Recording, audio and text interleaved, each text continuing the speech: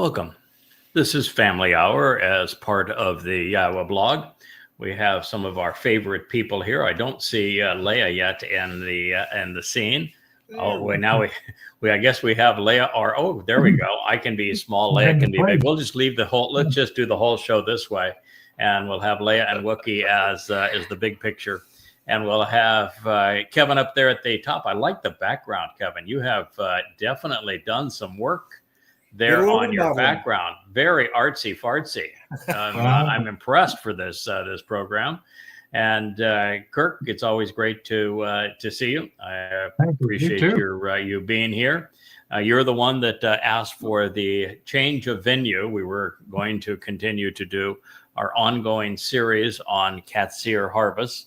But you said, no, I think it's too important for us to pursue this new direction. And then we have Leah and Wookie over there to camera right.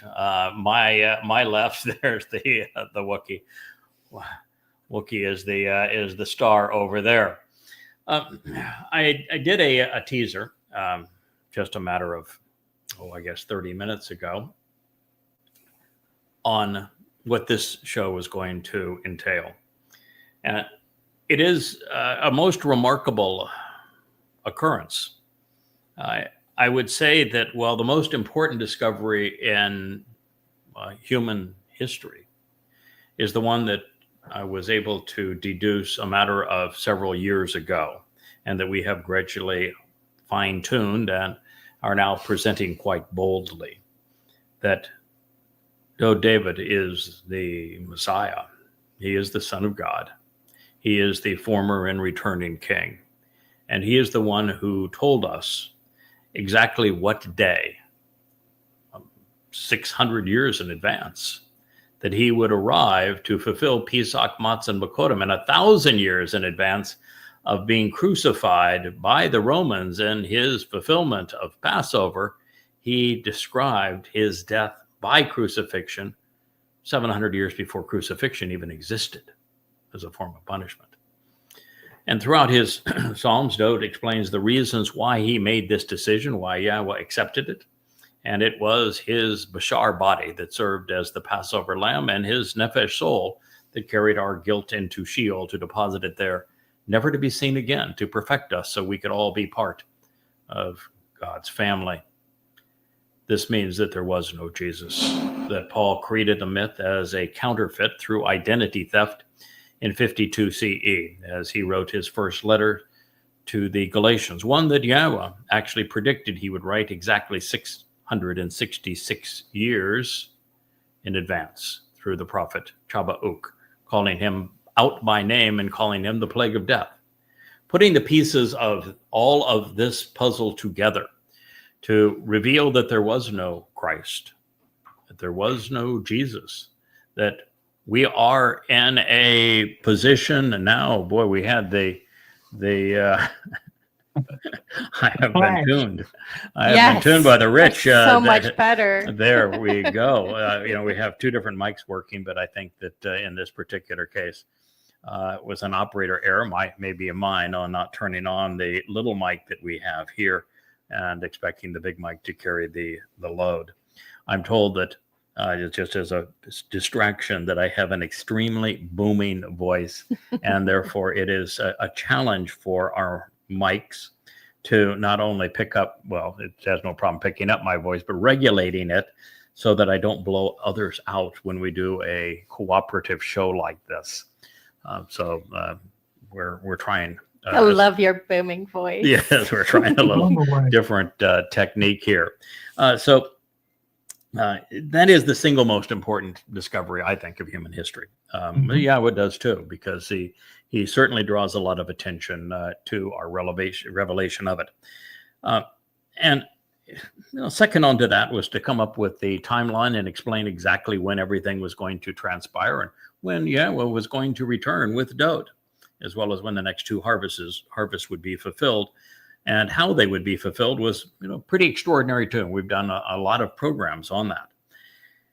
So as I had shared, ladies and gentlemen, about 2 weeks ago that I was returning to Daniel. Daniel is not one of my favorite texts to translate. I translated really comprehensively for the first time about 5 years ago, and didn't like it at all. It was a horrible experience because the first 6 chapters are so religious and so political. They failed Yahweh's test of a prophet, and by the time you've had to endure that, and now you're getting into some prophecy that has some viability, you're already worn out, and then you're dealing with what is in the 7th chapter, which is the keynote address in terms of identifying this individual who is the Antichrist. It's written in Aramaic. Our skill set is to translate the Hebrew because everything else apart from this is written in Hebrew and not Aramaic. And so this is the first time I have returned to it in 5 years. And the purpose of this return wasn't to determine the identity of the Antichrist. In fact, it's not even a term that I have in my vocabulary because, well, there was no Christ. So how can there be an Antichrist? Well, there most certainly can be a anti-Messiah figure because Dode speaks of him in the 9th chapter quite vociferously, saying that this is the Torahless one that is here to torment his return, to try to preclude his return. So as I promised, I went back to Daniel to fine-tune the timeline. I thought there was additional things we could learn. And in particular, I was a little bit uncomfortable with what day the Torahless one, the adversary's advocate, if you will, what day he was going to arrive in Jerusalem, what day he was going to act that was presented, at least in the way that most people translate it, that he was going to change somehow the schedule of the sacrifices, and what day that would occur. It's not what he does, actually. And then, when do the 2 witnesses arrive? I mean, it's supposed to be on my day planner. Because I'm one don't want to miss that one, of the right? 2. I'm quite certain that at this point, I was going to keep the appointment, and that it's not one of those things I need to fret over.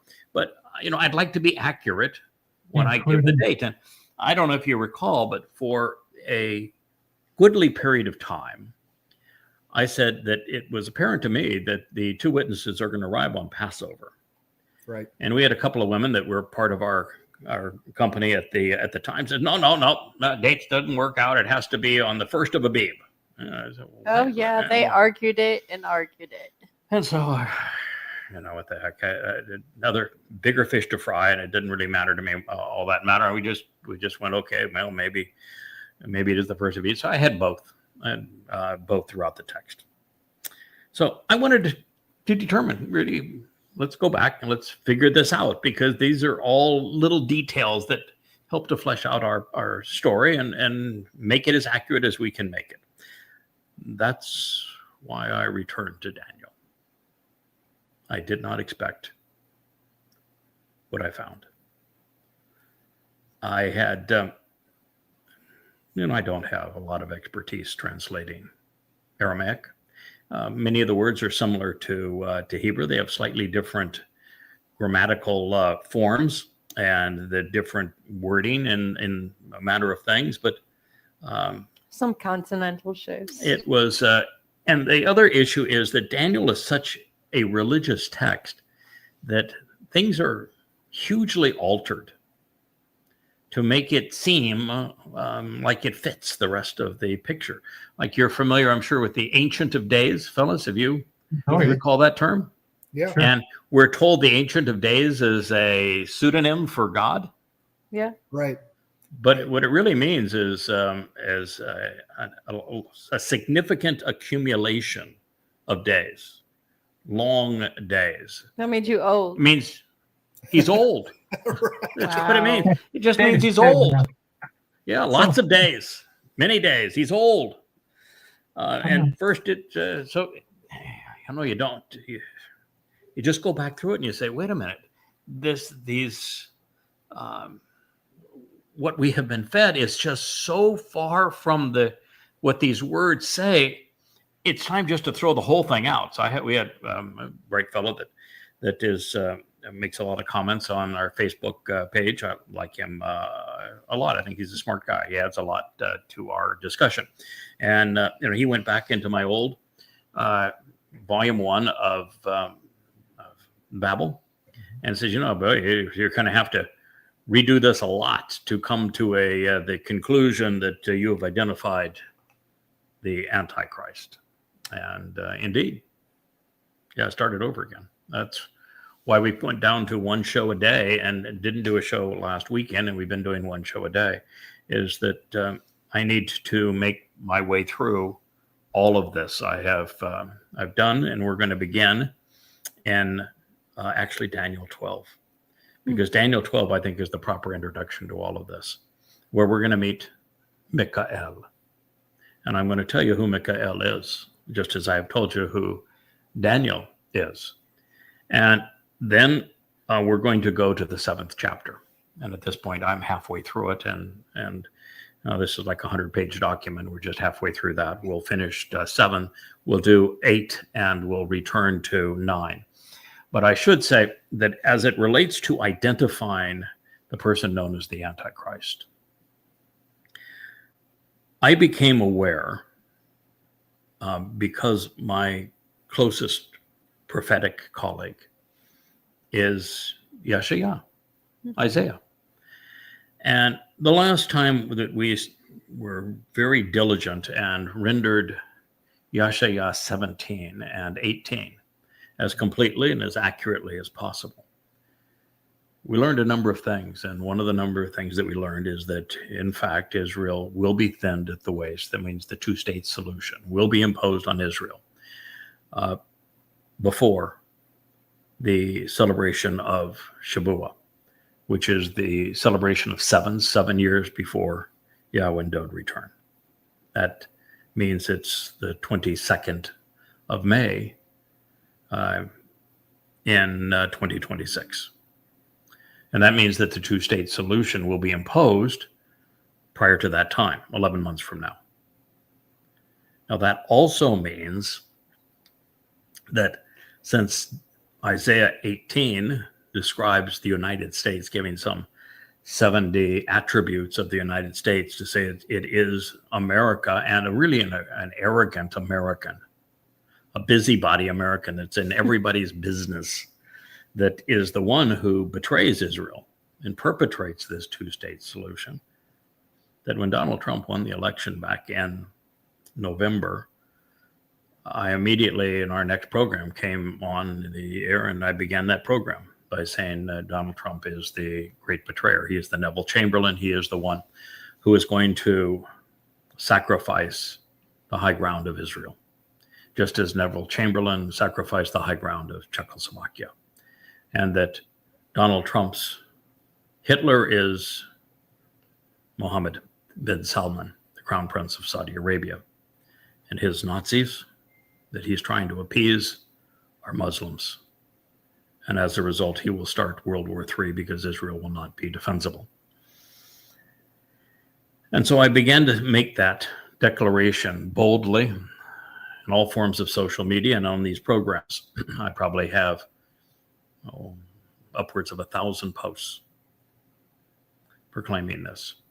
And then I followed Donald Trump's verbiage and his actions and the bribes that he had received from Saudi Arabia, Qatar, and United Arab Emirates, some $16.5 billion for Donald Trump and his family and associates. And it became obvious that this is the person that Yeshaya was speaking about.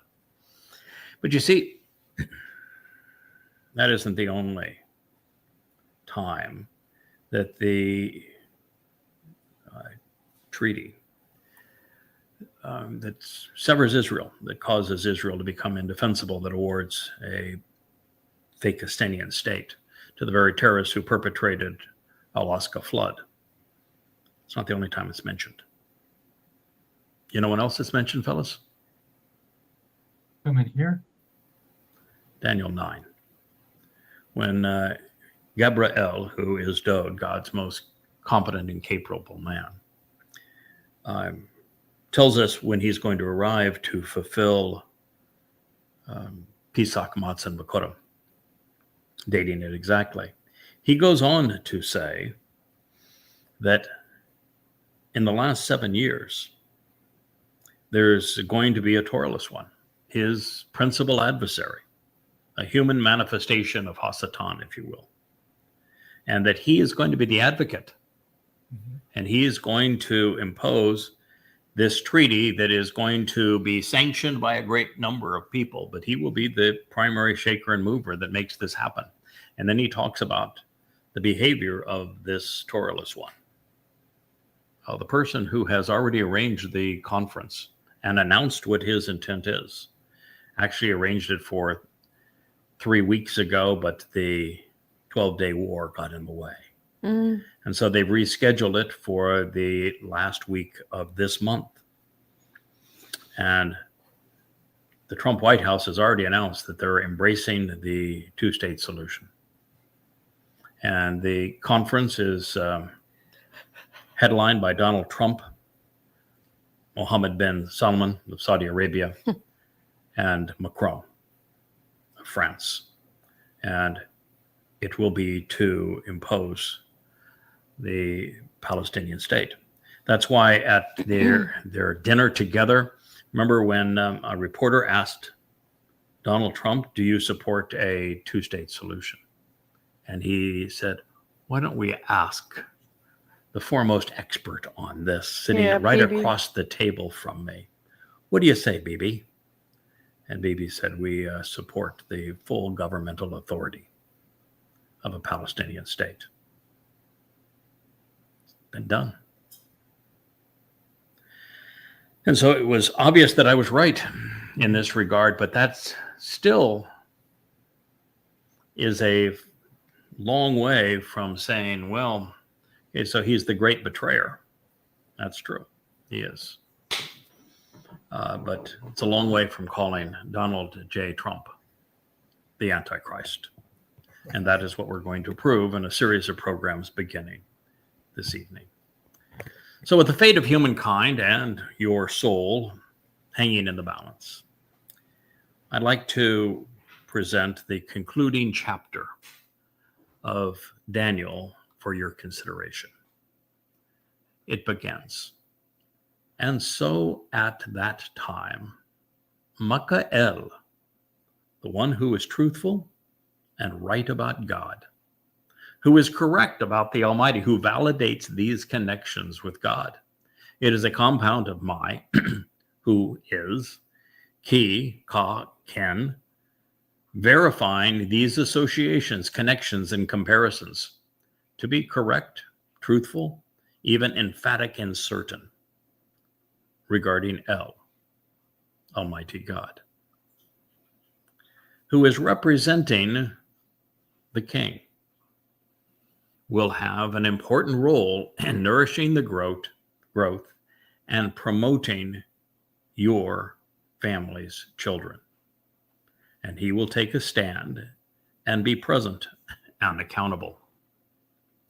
And then after that, there will be a time of trouble, beyond which has never existed from a Gentile nation prior to this time. And during this time, your people will actually be saved. Everyone rescued from harm's way and delivered, who is found written in the book. Daniel 12:1. That's quite a beginning, isn't it, gentlemen? Yeah. Welcome back, Leo.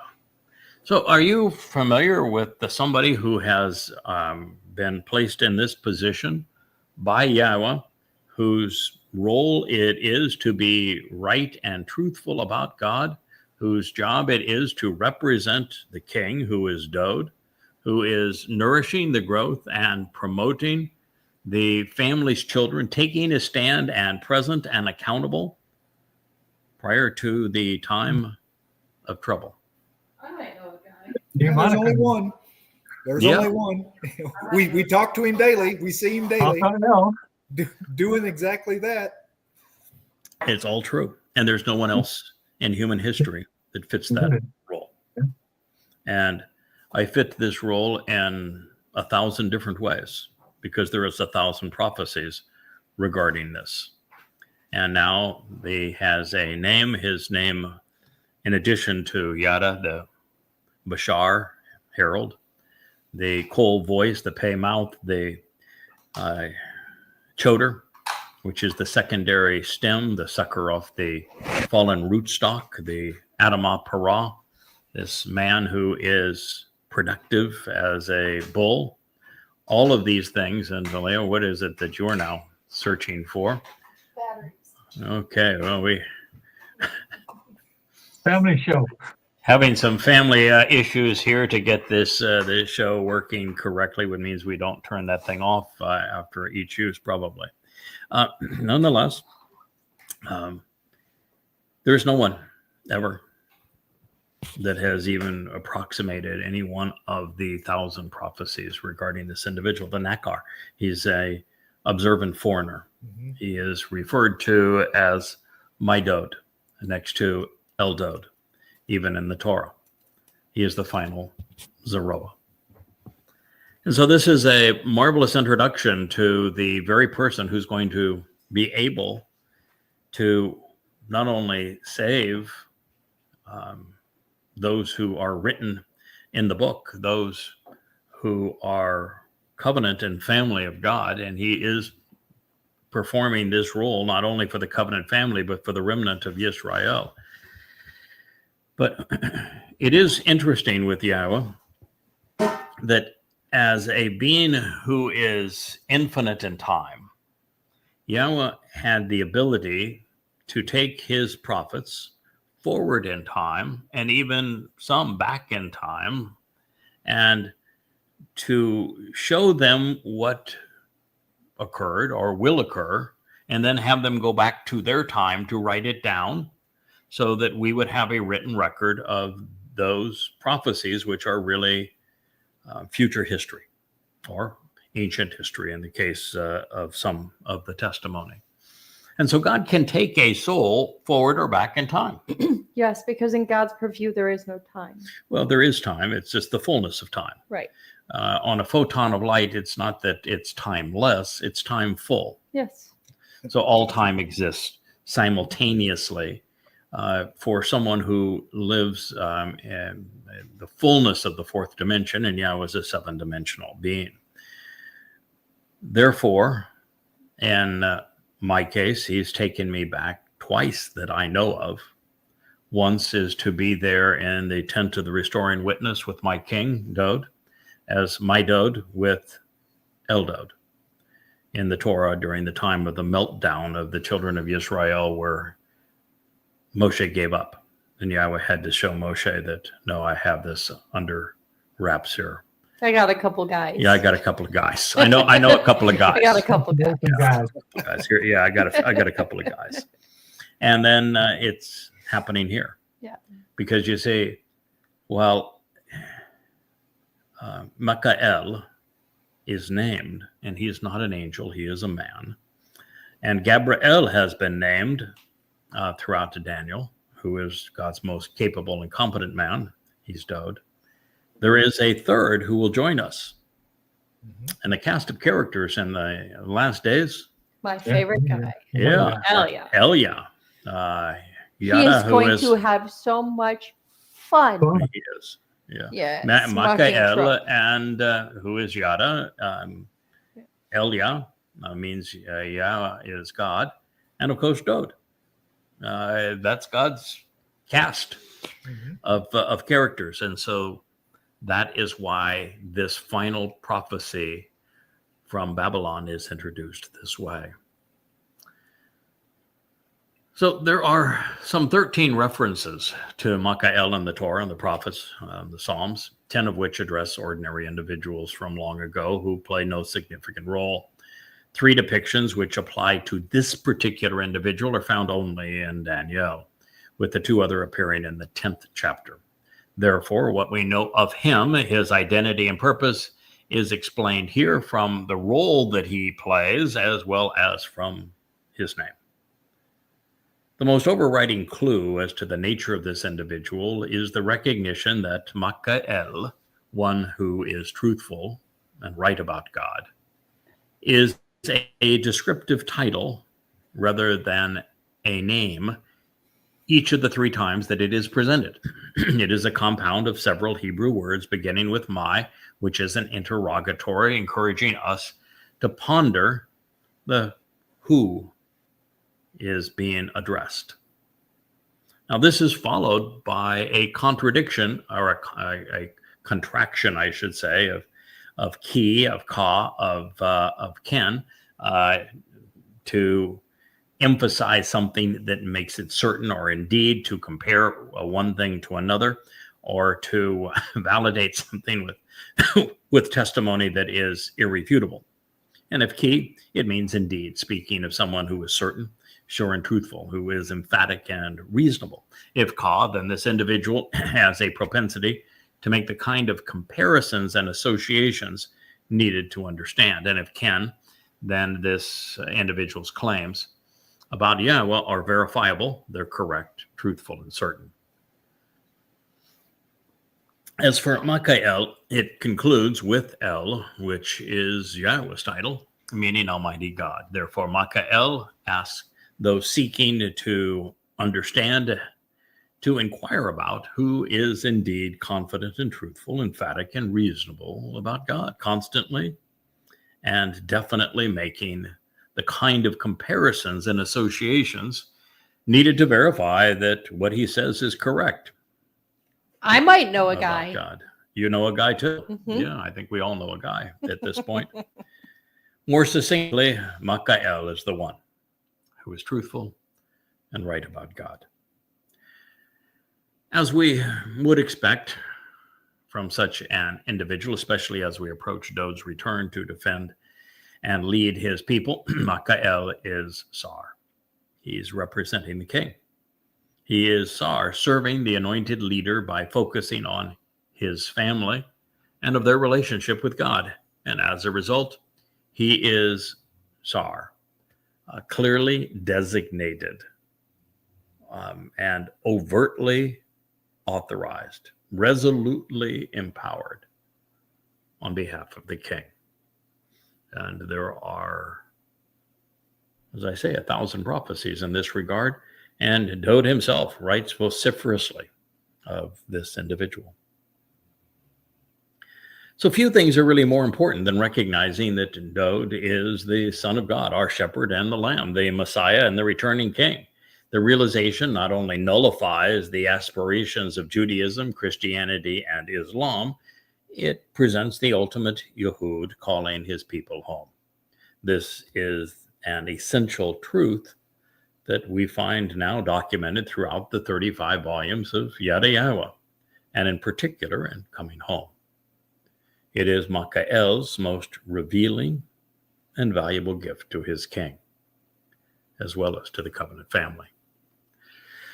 So next we're told that Makael will ha-gadol. He will play an important role in nourishing the growth of, while promoting al-ben-am ata, your family's children. This means that he will gadol intensely and vociferously distinguish himself through amplifications to empower the prophet's people, Jews.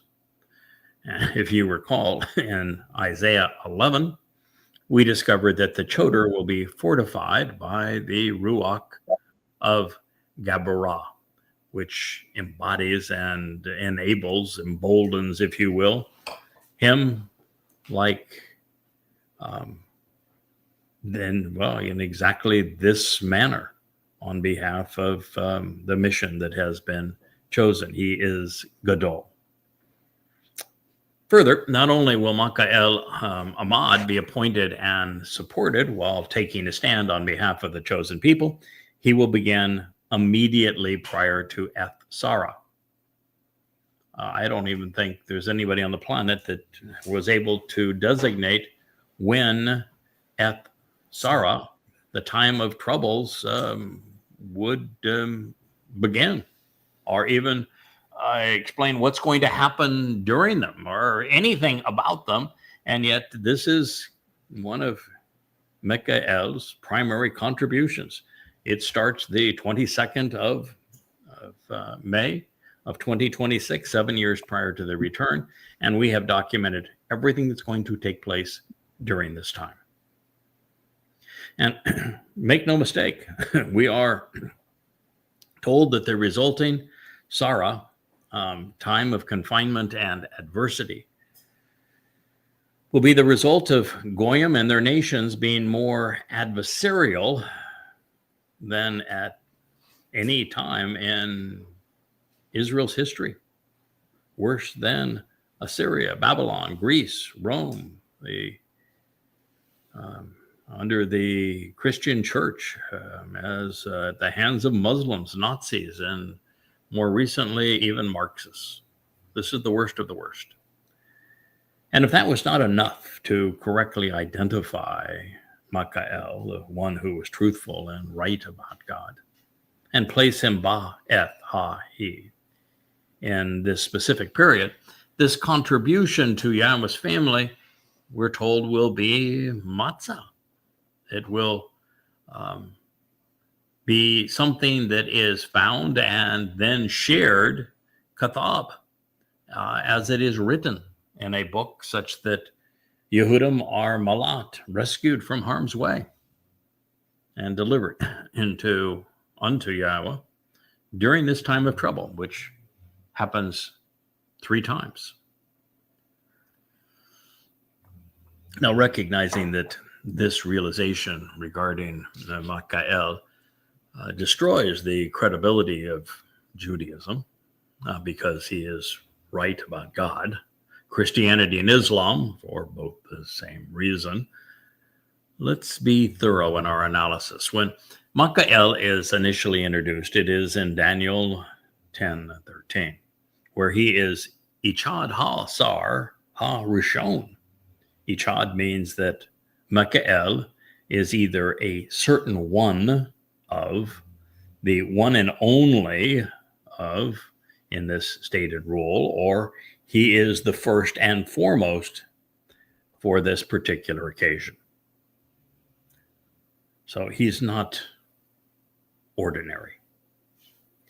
As the Hasar, he is the leading representative of the king, a least pursuant to this particular mission on Dod's behalf, which would be prior to his return at the conclusion at the time of trouble. As a Sar, he would be authorized, empowered, and capable, so he will prevail even when challenged, and the greatest challenge of all was to show that Jesus Christ was nothing but a crude counterfeit of Dod, and that we need to eliminate any acceptance of this myth to have an appreciation for who Dod is and what he's actually achieved. Ha-Rishon reveals that he is the primary and foremost, and thus the principal person serving in this capacity. He is likely the first to ever do so. Rishon reveals that he would have begun conveying this particular message before anyone else. Therefore, Michael is the first and foremost among the representatives of King Dod. He is the first authorized and empowered to serve in this capacity. He serves to explain the king's edicts, the king's life, the king's lyrics. He serves as the king's Bashar Herald.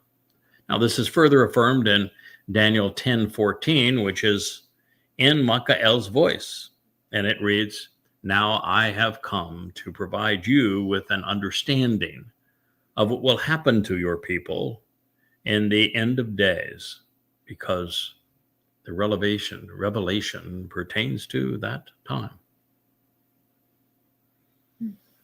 And now you are witnessing the fulfillment of that prophecy, because we're doing exactly that. Yeah, I think that guy's name is Yada. It is indeed. It's interesting. It says, "Happen to your people." He's a goy. Mm-hmm. Yeah, isn't that interesting? Your people. Yeah, he is my people. He is not only the one who comes out of Edom, which would make him a goy of sorts. Edom, of course, is named after Esau, that was Jacob's brother. So he unifies the family. Esau, Jacob's brother. He unifies the family, but he is referred to throughout prophecy as the Nakri and Nakar, which is an observant foreigner. He is specifically called in many of these prophecies a goy.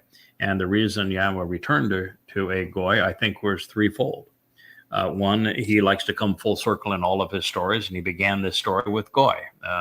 Adam, Chawa, Noah, his wives, his sons, Abraham, Sarah, Lot, all goy. And then Abraham and Sarah had Yishak, goy. And he had Esau and Jacob, both goys. We don't have somebody called a Jew until his children. He began with goy.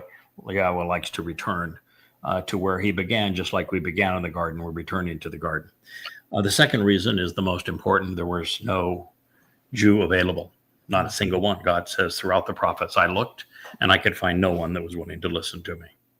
Yeah, we were too busy being religious. And they, Jews told God to shut up and go away. They never wanted to hear from him again. So when you tell God stuff like that, you should expect that God's going to honor your request free will. Yeah. And I think the third reason is that God's message does appeal and apply to Yehudim and to Goyim, and God wanted to have a voice to the entire world, which is what he says throughout these prophecies. And when God goes about choosing people to fill roles that are particularly important, and this one is because he's responsible for the Shabuah harvest, the Teruah harvest, the sacrifice of the Adamah Parah, and of reintroducing Yahweh's name and God's son, Dod, back to his people and to the world. That's a big job. God picks people whose aptitudes and attitudes suit that particular mission. So there was something about my personality that appealed to God in trying to accomplish this. Question. How inclusive, because Yahweh's message is inclusive. How inclusive is Judaism?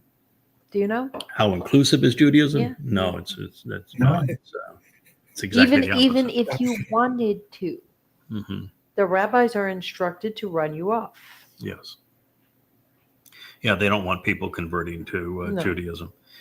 They particularly don't want goy converting to Judaism. There's a very long and tortured process. But no, they don't want so. They're very insular, and God's not. God is very open. It's the same Torah that's available to all of us, same covenant that's available to all of us. And so God specifically says when he introduces the observant foreigner that your job is to speak to the entire world and simultaneously with Yisrael, which is what we have attempted to do. So anyway, this is, as it would transpire as we're continuing to analyze this, while Dod is Gabriel, God's most courageous and competent man. Gabriel is not an angel. He is the man. He is Dod. And that Dod emerged from the past to convey these prophecies. Mikael, well, he would come from the future. Different directions we meet in the same place. So with time, God has this ability to maneuver time as if it were malleable. Now, the second of these three references to Mikael, who is responsible for explaining Dod's, Dod provides most of the prophecy. It's Mikael who is here to explain it to Daniel.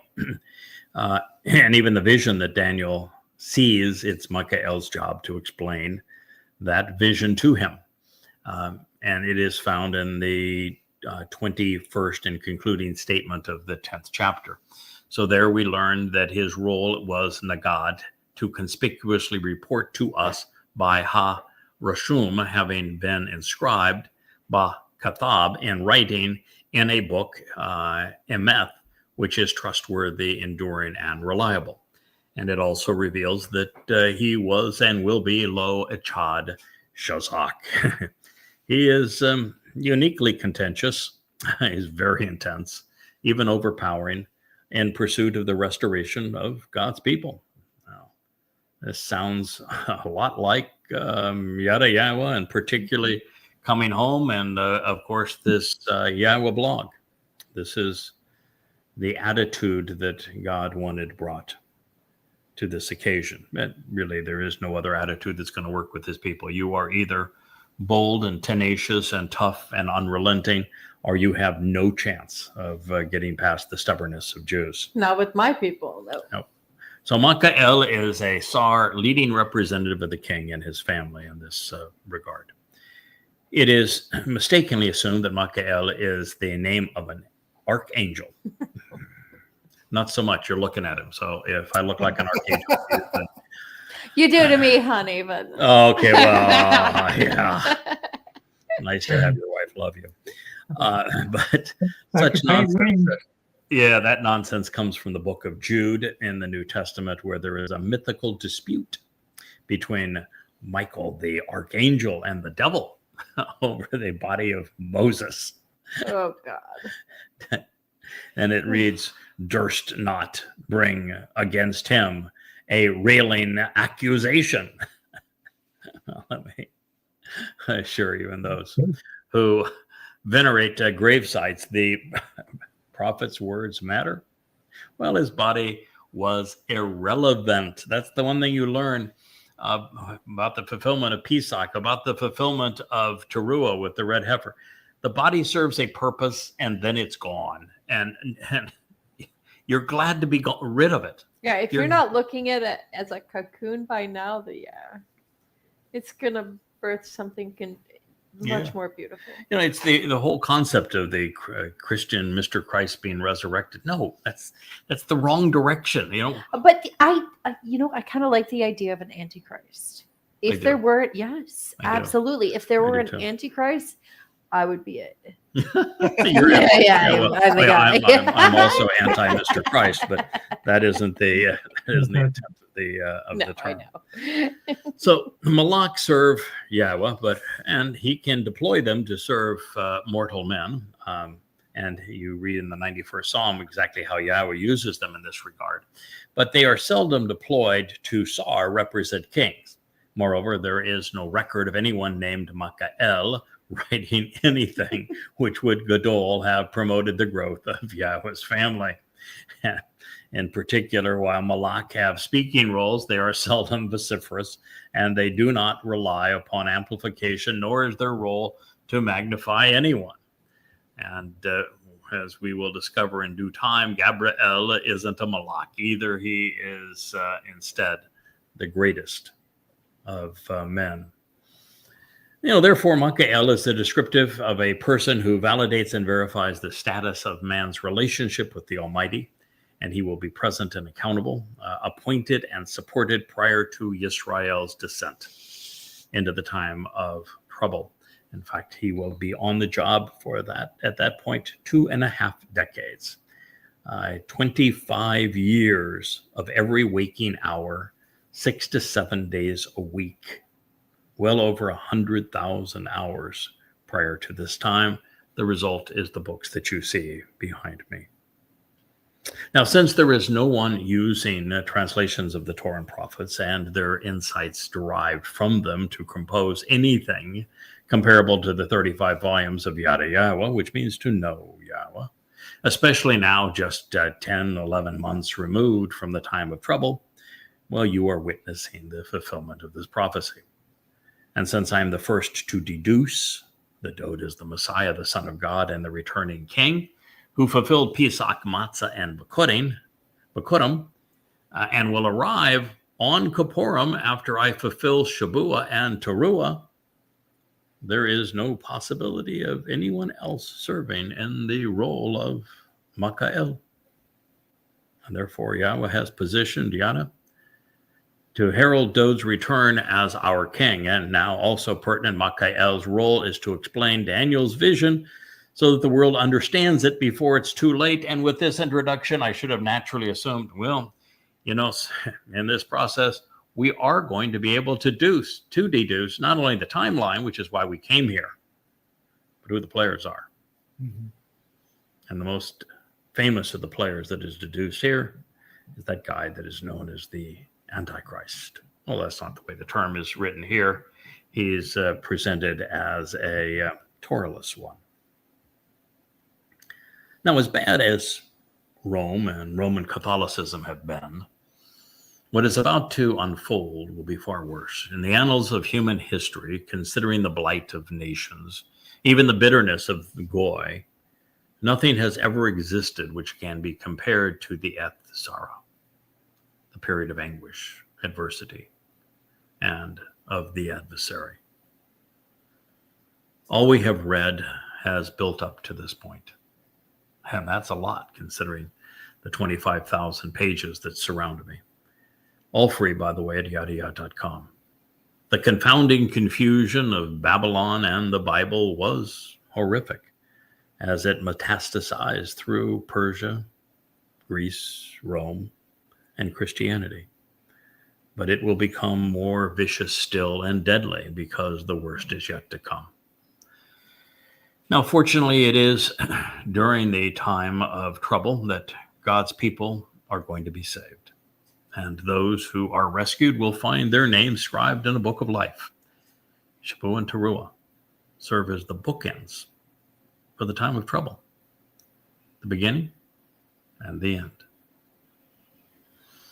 And so the text reads, and many important and infamous individuals of those who are asleep in the dust of the earth will be awakened.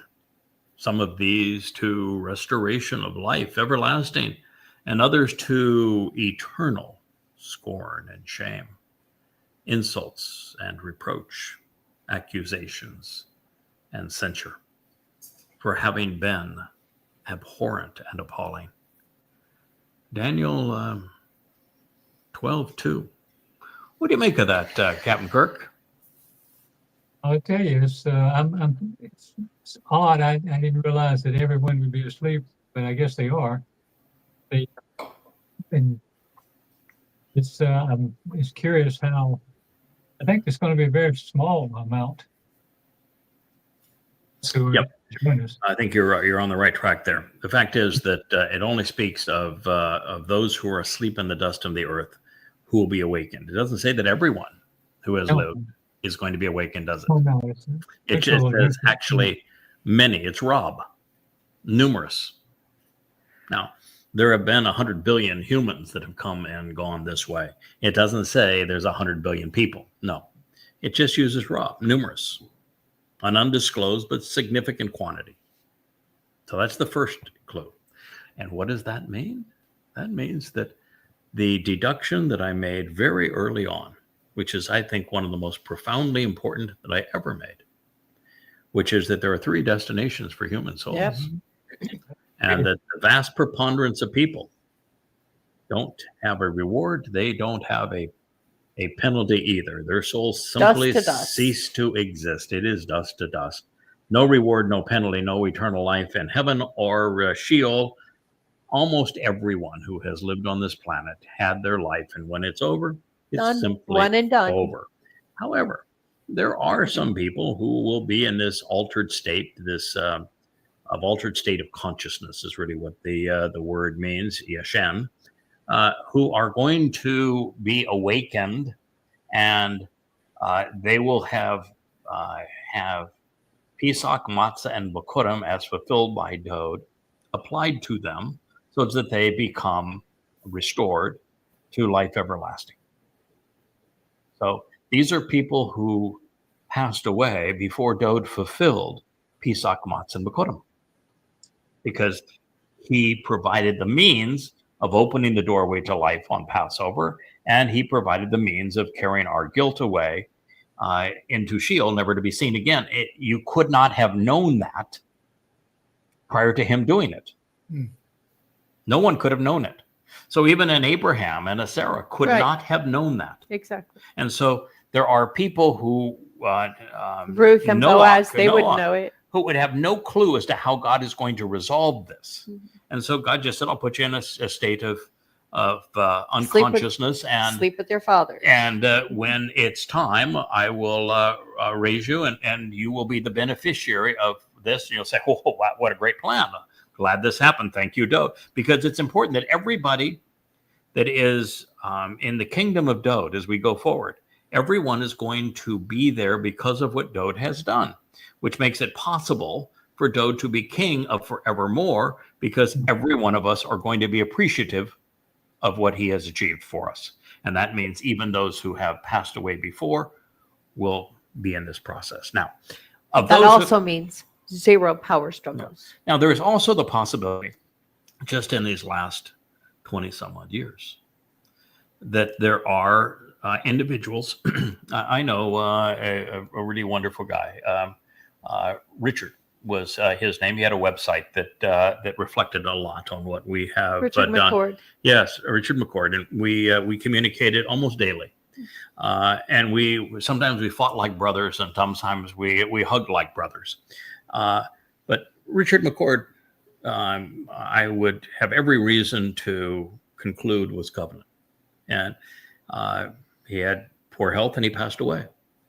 He would be an ideal candidate for this, because he was not here to make the Shabbat harvest.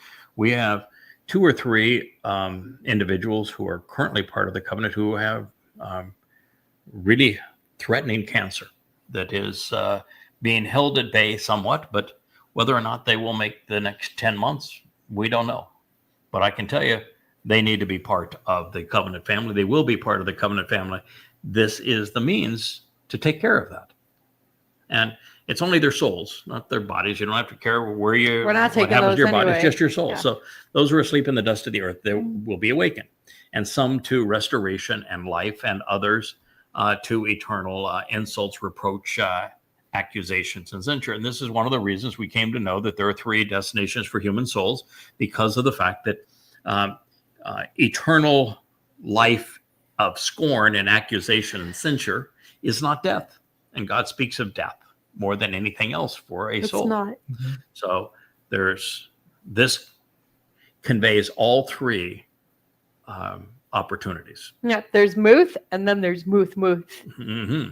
So You don't want that. So after the arrival of Michael and his uplifting and enlightening message on behalf of the covenant family, after the time of trouble, even after Yahweh has redeemed his people, rescuing those written in the book from harm's way, God's going to deal with the most important and infamous of souls. Now, I think those who are being raised to eternal life in heaven, they're probably going to actually join us on the Shabbat harvest, would be my guess.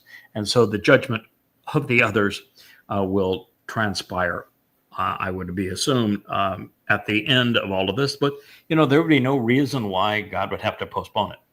So there is the possibility that during this 3.5 years between the Shabbat harvest and our reinsertion, that we could take care of this, which means that it would be happening exactly at this time. You have 2 groups, and you now got 3.5 years. Let's go ahead and take care of that business.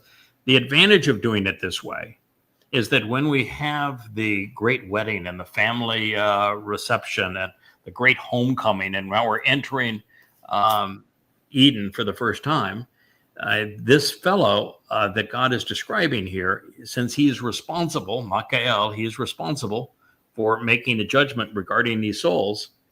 It is a little unfair to say, we're all going to be having this great party. We're going to be camping out with God. The earth is returning to the Garden of Eden. Israel is restored. And by the way, thank you for making the sacrifice so Israel can be restored.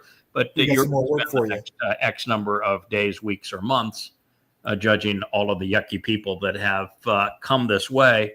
We'll see you when you're done. Right. Yeah. No. You want to go to the party too, right? I want to go to the party too. Well, yeah. Right. Listen, I'm going to do what God wants us to do, or me to do, and us to do. But yeah, I'd like to go to the party too. Right. And so this is a good way. I'm a typical introvert. I want to be invited. I just don't want to go. You don't want to go to the party. Well, This is I one know where party to get you your want to invitation. go to. I'll make an exception in this case. Yeah. Yeah, but all our work's done. All the nastiness is out of the way, and we can get on with the wedding and the party. I was hosting. Yeah. Yeah, it's Yahweh's house. So I'm gonna be there. Yeah. So this would give that opportunity. I kind of like that way of interpreting it. So it is it is important, I think, to see that there is this choice between Shamayim and Sheol, and that this is being conveyed in the context of Michael, is it not? Yes. So it certainly would imply that Michael is the person who is being tasked with this responsibility. Listen, I think what the deal is, if God says, listen, if you can spend 5 years in the sewer of Pauline Christianity and Muhammad Allah Quran, if you can do that, you can endure this. You've got the fortitude. I've asked you to do the toughest job there is to do, and then I asked you to do the job that Moshe, Dode, and I collectively couldn't do, which is to get the attention of Israel. And you stuck it out, and you did. And so, I think I can trust you to sweetie. You do it all the time. It's so natural for you. You're so judgy. It's perfect. And how many wives tell their husbands, "You're so judgy, it's perfect"? It's perfect. Right. I prefer para. You're very para. You guys are all laughing because you know that when it comes to being judgmental, God picked himself a really judgmental winner chicken dinner. Oh, you bet. Go, baby. Yes, but I'm also pretty certain it'll go fairly quickly. Yeah. Yes. So those who have sought to change the book, discard the book, or write their own book, will be awakened to Sherpa wa Deraon, contempt and censure, having been so abhorrent in the goading of others that they're not going to be very happy with the outcome. And while this will serve as a reward for the covenant's children and punishment for those who have harassed them, the preponderance of people will not be awakened for either of these eventualities. Only the most influential and infamous. I got a list. Either good or bad. I got a list. You do? Okay. Oh, yeah. I'm sure you've checked it more than twice. And we know this because Yahweh specified that Rob many times he says it speaks of status and renown or a significant quantity of people. He did not use whole, all. And that's the point. All right. Of particular interest, by transitioning from the arrival of Michael to represent the king and serve as an important role in promoting the growth of God's children while taking this stand prior to the time of trouble to save those who are found written in the book and determining who lives with God or is incarcerated forever. Well, doesn't that strongly imply that Michael is going to serve as the judge to make that determination? Dum, dum, dum. Well, maybe that's the reason that Michael, Yada, has the spirit of Yahweh in him, so that he's not making this decision on human acumen, but is literally inspired by God to make the right call in this regard. But I would say, since God does give humans that work with him a great deal of latitude, because he does want to have their personality be conveyed in that message. That is just how he likes to work. It probably wouldn't be the best idea to yank the chain of the person who gets to make these determinations. Just say.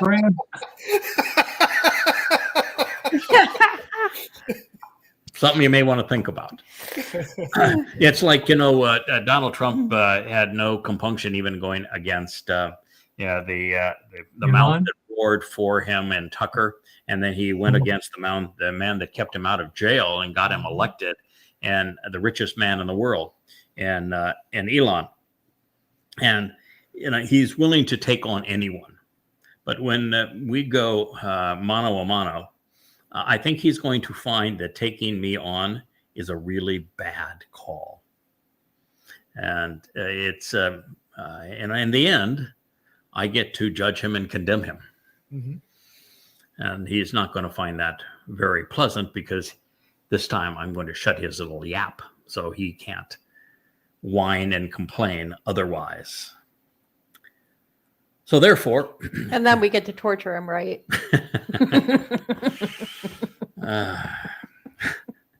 Leah recognizes that there is prophecy in Yeshaya that was at one time very, very uncomfortable for me to process. And I ran away from it every chance I got. And finally I said, I just can't run away from this anymore.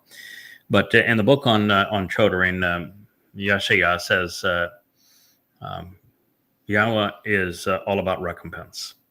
And that those who have passed away and have been tortured by significant abusers need closure. Because if you were in the Inquisition and some Roman Catholic and you're a Jew was torturing you with those really disgusting implements, so you're tied, you've done nothing wrong, and you are confined to their torture, and they prolong the agony just for their own giggles as long as you can, and you're screaming in your head, there's got to be a God. They have to be held accountable. So for closure, what God says is those people deserve to see that those who inflicted such pain on them suffer, because God is not into forgiving. I know that you did this, but I'm forgiving. It's nonsense. No, they deserve closure, and God's going to give them closure. He's going to give them closure by having those who perpetrated these crimes are going to receive 7 times what they gave out. And so this is the reality of it. God is going to be fair, both to those who have been hurt and those who did the hurting. So she's correct. So considering the name itself, Mikael, one who is truthful and right about God, his arrival prior to the time of troubles, his duties pursuant to the king, his work promoting productivity in others, and the role in determining who is saved and condemned. Mikael is none other than Yada. Yahweh's children, the man imbued with the 7 spirits of Yah, the Nakri, observant foreigner, Dod's Bashar, his herald, the king's herald, Zeroah, the one who cultivates the harvest, and Yisrael's Adamah Parah, this reddish bull who is so productive, the Zebo Men Edom, the one that Isaiah in the 53rd chapter says he is the one who is dressed in red and saves many. Now, as clearly as I know him as Honey. You do, but most will know him as Craig Wynn. Yes, it is true that that is the individual that God chose for this role, and He chose a bull, and He is vociferous in affirming that this was His choice. In fact, when He told Moshe how one can discern whether or not someone speaks for God or does not, He says, if somebody speaks for me, He knows it. I have made it abundantly clear. And such is the case here. Continuing, therefore, the circumspect with insight who are discerning, demonstrating the capacity to understand, will become prominent, obtaining very high status, being respected among heavenly beings, shining brightly while enlightening and admonishing, similar to the light of the expansive universe, such that they will be greatly valued for the numerous worthy individuals who will be vindicated for being right, becoming like stars as eternal and restoring witnesses forever. Daniel 12:3. Now, this is a tandem here. Yeah. So there are 2 people now that are serving as witnesses forevermore, and they are esteemed in heaven. God has a very high regard for these 2 fellas, and they are Elia and Yada. Yeah. Mikael, if you will, and Yada. And our job is to help those who are intellectually stimulated and interested to understand what can be known about God. Good way to put it. Yes. Yeah, it's God's point of view. This is an exceptionally important function. I have to turn down this light because Leia's getting strobed again. We don't know what is happening with her lights over there, so she's getting to be darker and darker as we go. But you still look good on that camera, so the camera is doing a marvelous job of picking you up, nonetheless, Leia. We had some cord management technical difficulties earlier today, which is why we're still struggling with a little bit of this, but we'll get it resolved. It's always a challenge to do this as we're attempting to do it with these live But we streams. have the keeper of the cords over there. We do have the keeper Yes, of the cords. Captain Cord over. No, it's Captain Kirk, keeper of the cords. Oh, yeah. Captain Kirk and keeper of the cords. Okay, I'll get my names and titles correct. There's shorts up there at the top. You got too many. I can't even keep up with them. I had one every month. Yeah, I know. It's quite a laundry list that. Yeah. And every one of the names too that Yahweh chooses for this role are descriptive titles. They are. Yeah. Even Yada is one who knows, who acknowledges. It became Yada Yahweh, one who knows and acknowledges Yahweh. So if we go back in time, because Yahweh has put this story together even before the earth existed. So we shouldn't really be surprised that there are certain personalities that are woven throughout the story.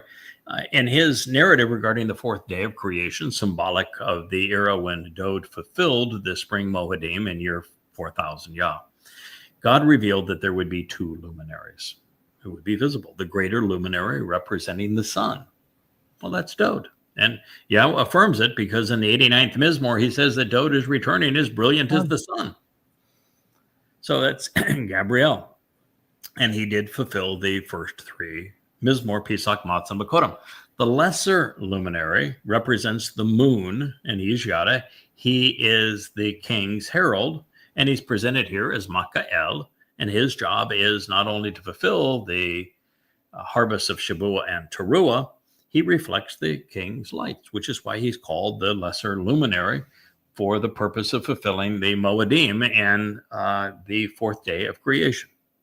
And it's why in that same Mizmor where Yahweh sings his praises to his beloved son and says that Dod's going to come back as brilliant as the sun is in his presence, he says so that the moon will be remembered forevermore. So they are a eternal team, brothers, if you will, the two of us. And this is so that Dod can return, as we said, as brilliant as the sun on Kippurim, as the moon continues to play the role of reflecting Dod's light. But he will not be alone, and that is the purpose of the lesser luminary. Dod will be accompanied by Sadak Ha-Rab, a great number of highly valued souls who have been vindicated for being right. We have three on screen. We have the keeper of the cords to my immediate right that would fall into that category, as well as many who are supporting this effort. There are many highly valued souls who have been vindicated for being right. These brilliant individuals have returned with the king in the VIP section from Shamayim as prior beneficiaries of Shabuah and the Teruah harvest, having capitalized on Pesach, Matzah, and Bakorim. So between now and then, there is a great deal to be done. There's much to learn and even more to teach. God's people will be growing in understanding, and they will enlighten and admonish others over time. Ultimately, all of Yahweh's covenant children will become like our Father. We will be transformed into light and to become immortal, perfected, and greatly empowered. The remnant who survives to greet our Father upon his return will be bright, well-educated, and alert. And therefore, the expansiveness of the universe, it's going to be our playground. These are the benefits of being Sadak, or right about God. Now, this known, there is more to this prophetic declaration. The Hasakal, insightful, are, well, it's masculine plural, suggesting that Yahweh is speaking of his two witnesses. And they will pack a punch. They're going to wield words wisely, and they will be the most prominent individuals on the planet at this time. Their role will be to enlighten those who choose the covenant while admonishing those who oppose God's family. And of course, it'll be the typical ratio of about 1,000,000 to 1. Even better, it's a big middle finger to the third wave feminists who hate men. Mm-hmm. I am not on your team. So during the final 3.5 years of the time of trouble, Elia and Michael will have returned as spiritual beings, and upon their return, they will appear as light. And these two sarcastic and highly judgmental fellows will impress even the heavenly host. They will keep everyone entertained. And these guys are going to have friends in high places. Not only is their witness going to be appreciated and valued by the chosen on earth, it's going to resonate in heaven too. God will be listening, and he will approve. Also, encouraging, as a result of their witnesses, many Yehudim will come home, returning to Yahweh. They will be vindicated for having been right, enriched, and empowered for the eternal and restoring witness of God's word. So that, gentlemen, if that is all we got in our return to Daniel, I would say, time well invested. I was already thrilled, and I was saying, God, this is really great. I'm so glad we did this, but there's so much more. So Daniel's work as our scribe is now over. There's going to be a long intermission, and then the work of the witnesses will commence. And among their roles will be to leave the religious without excuse, so that when they are judged, they will have no one to blame but themselves. Now listen, as for you, Daniel, by the way, the Michael, Elia, and particularly Gabriel Dode, they don't like Daniel very much. You just don't. I can only guess why. He's whiny. He's gets to be religious. He's at whiny, times. neurotic, paranoid, stupid. He's just like, oh my God, my people. Oh, yeah, he is. Okay. He is very He's much a stand-in for us. A very poor listener, and doesn't get it. So anyway, they don't think a lot of him. So anyway, this is what they say. This is probably me saying this to him at this time because there's nobody else that's been introduced so far. As for you, Daniel, seal up this testimony. Make the message secure while precluding access to the meaning hidden within these words. Then place a stamp and a signature on the book until before the time of the restoring witness runs out. Well, that's very specific. Wow. Boy, as soon as I read that and retranslated that, I'm saying, holy mackerel, what he just said is that if I made an attempt to translate this and render it 5 years ago, which was a long time before the time ran out, I wasn't going to get it. Right. Even though God had empowered me with the 7 spirits and I was devoted to the cause, and I had spent at that point 19, 18 years at this. It's got a time lock. I did not have the wherewithal to understand it, because the breadth of knowledge that you must have on the whole picture and how it comes together and who does what with whom and where and when just doesn't give you the ability to do it. And so what he's saying is these words are not going to be understood until right up to the point that the time of this restoring witness runs out, and they run out in 10 months.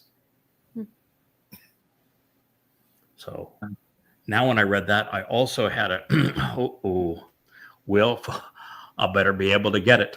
If I can't get it now, heaven, we have a problem. So that, it does. It puts a lot.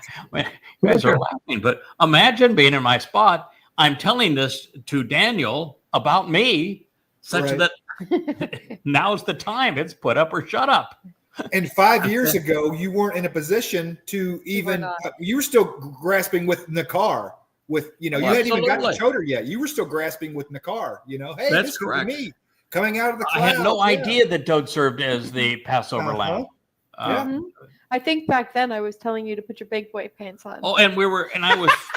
It'd be another 4 years before I figured out that that I was the Adam of Parah and was going to be sacrificed. Yeah, we didn't Didn't even know that the next harvest was going to be Shabbat. I mean, we were putting together a really good foundation, but we were so far from putting all of these pieces together. Yep. Right. So there was no way to do it then. And when you hear what we're going to learn, and we'll continue this in future shows, and I don't know if you guys are going to be available tomorrow, but if we can get the keeper of the cords and Leah and you guys together, we'll continue this, because as you can see, as is our standard operating procedure with Yahweh, we never jump in at the conclusion. I told you the conclusion is, I have found and proven that Donald Trump is the Antichrist. That was not my intent. It is just what happened. Mm-hmm. And I can tell you, the Toralist one. I'm the Antichrist. Yeah, he's the Toralist one. So he is Satan incarnate.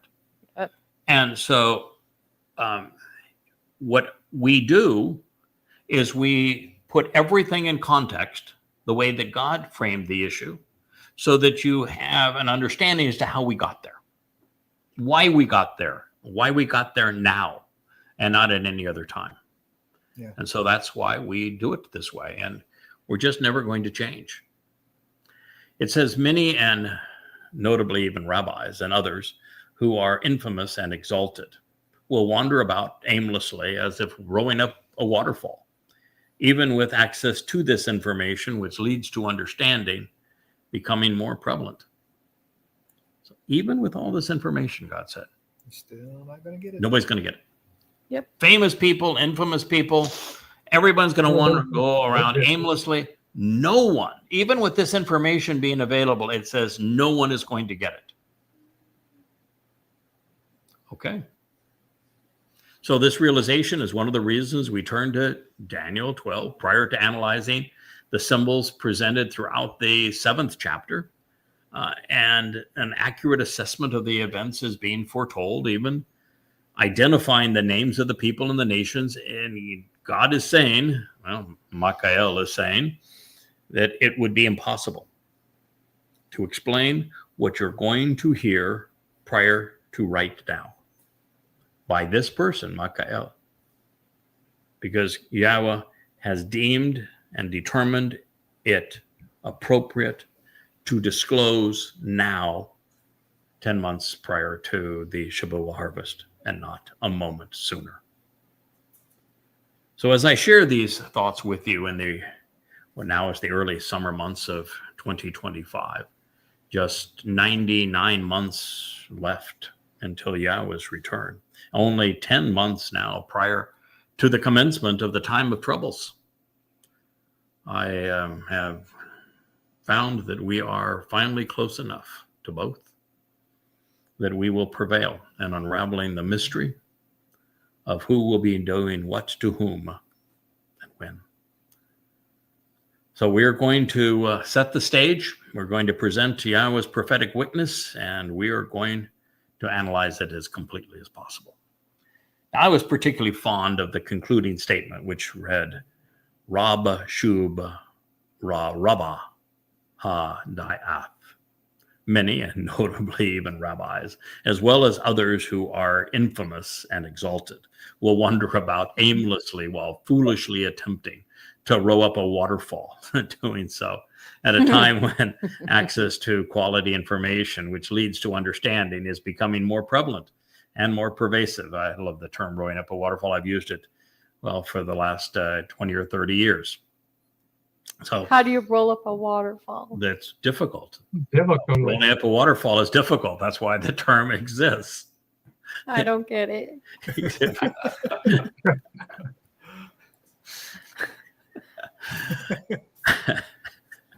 It can't be done, kiddo. Exactly. That's right. why I don't get it. That's why their success at analyzing these words and making sense of the message is as productive and possible as it is for somebody to row up a waterfall. Okay. That is the answer. Why didn't you just say zilch? Zilch, because they don't have a Hebrew word for zilch. The word zilch had not yet been invented. The word zilch had not yet been invented. It's a weird joke. Okay. I wouldn't have got that one. No. So here we are. Daniel has, I don't think, made this particularly easy, as we're going to find out. But you're going to learn as much, I think, as can be known. So it says, when I, Daniel, looked and beheld, in the end were present, then it says, then I, Daniel, looked and behold, the two. Remember we talked, there was two witnesses? The two in the end were present and appointed and accounted for, supported while taking a stand. One individual was now presented here as the means to channel speech and convey this message. And the other person was simultaneously present close by as a conduit for words with verbally expressive lips flowing with language. This is Daniel 12:5. Okay, so he's already introduced one of these two fellas. Is Michael. For better or worse, but folks, that's me. Michael. The other fellow, he has not identified by name, but he says he's very, very close to Michael, and they coordinate together. And this guy has verbally expressive lips flowing with language. Uh-huh. Hell yeah. Fortunately, yes, we know from the last chapter of the last prophet, Michael, that this man's name is Elia, that God took expressly because his lips are flowing with language. Funny. He is a master roaster. And just imagine the fun we are going to have with the dumpster. Oh, well, yes, it will be, it'll be interesting. Anyway, Can we call him Lips? yeah. So this is speaking of the two of them. All right. So when viewed in the context of what we have just read from the perspective provided by Zechariah and Malachi, there are two witnesses. The witnesses are Elia and Yada, who is the one described here as Michael, but otherwise known as the king's Bashar herald. And in the context of the next statement, these individuals will be joined by the Messiah, by Gabriel, Dode. Collectively, they are communicating Yahweh's message to all who will listen. Their presence here in Daniel 12:5 serves to further underscore the realization that they are the ones being described in the glowing and enlightening commentary that is found throughout Daniel 12:3 and 12:4 that we've already considered. So what's also interesting is that Michael is not only the one named in the 12th chapter, he is being credited with being a conduit of words. The same is true with the other individual, such that both serve as conduits of enlightenment, which is how the witnesses are presented in Zechariah. They are conduits for the oil that creates the illumination in the menorah, this lamp over my shoulder. That is who they are. That's how they are described. And it's being reinforced here. So this means that Elia and Michael that Malachi is one that tells us about Elia, and that he will be joining with Michael, who is Yada, and we are going to herald the return of Dode and speak for God. As witnesses and prophets, we are conduits for Yahweh's message, God's Torah, which is his source of guidance, and teaching will flow through us. Now, at this point, Gabriel, Dode, returns, joining Michael and Elia. And as he does, one of the other asks a question that 3 of the 4 are prepared to answer.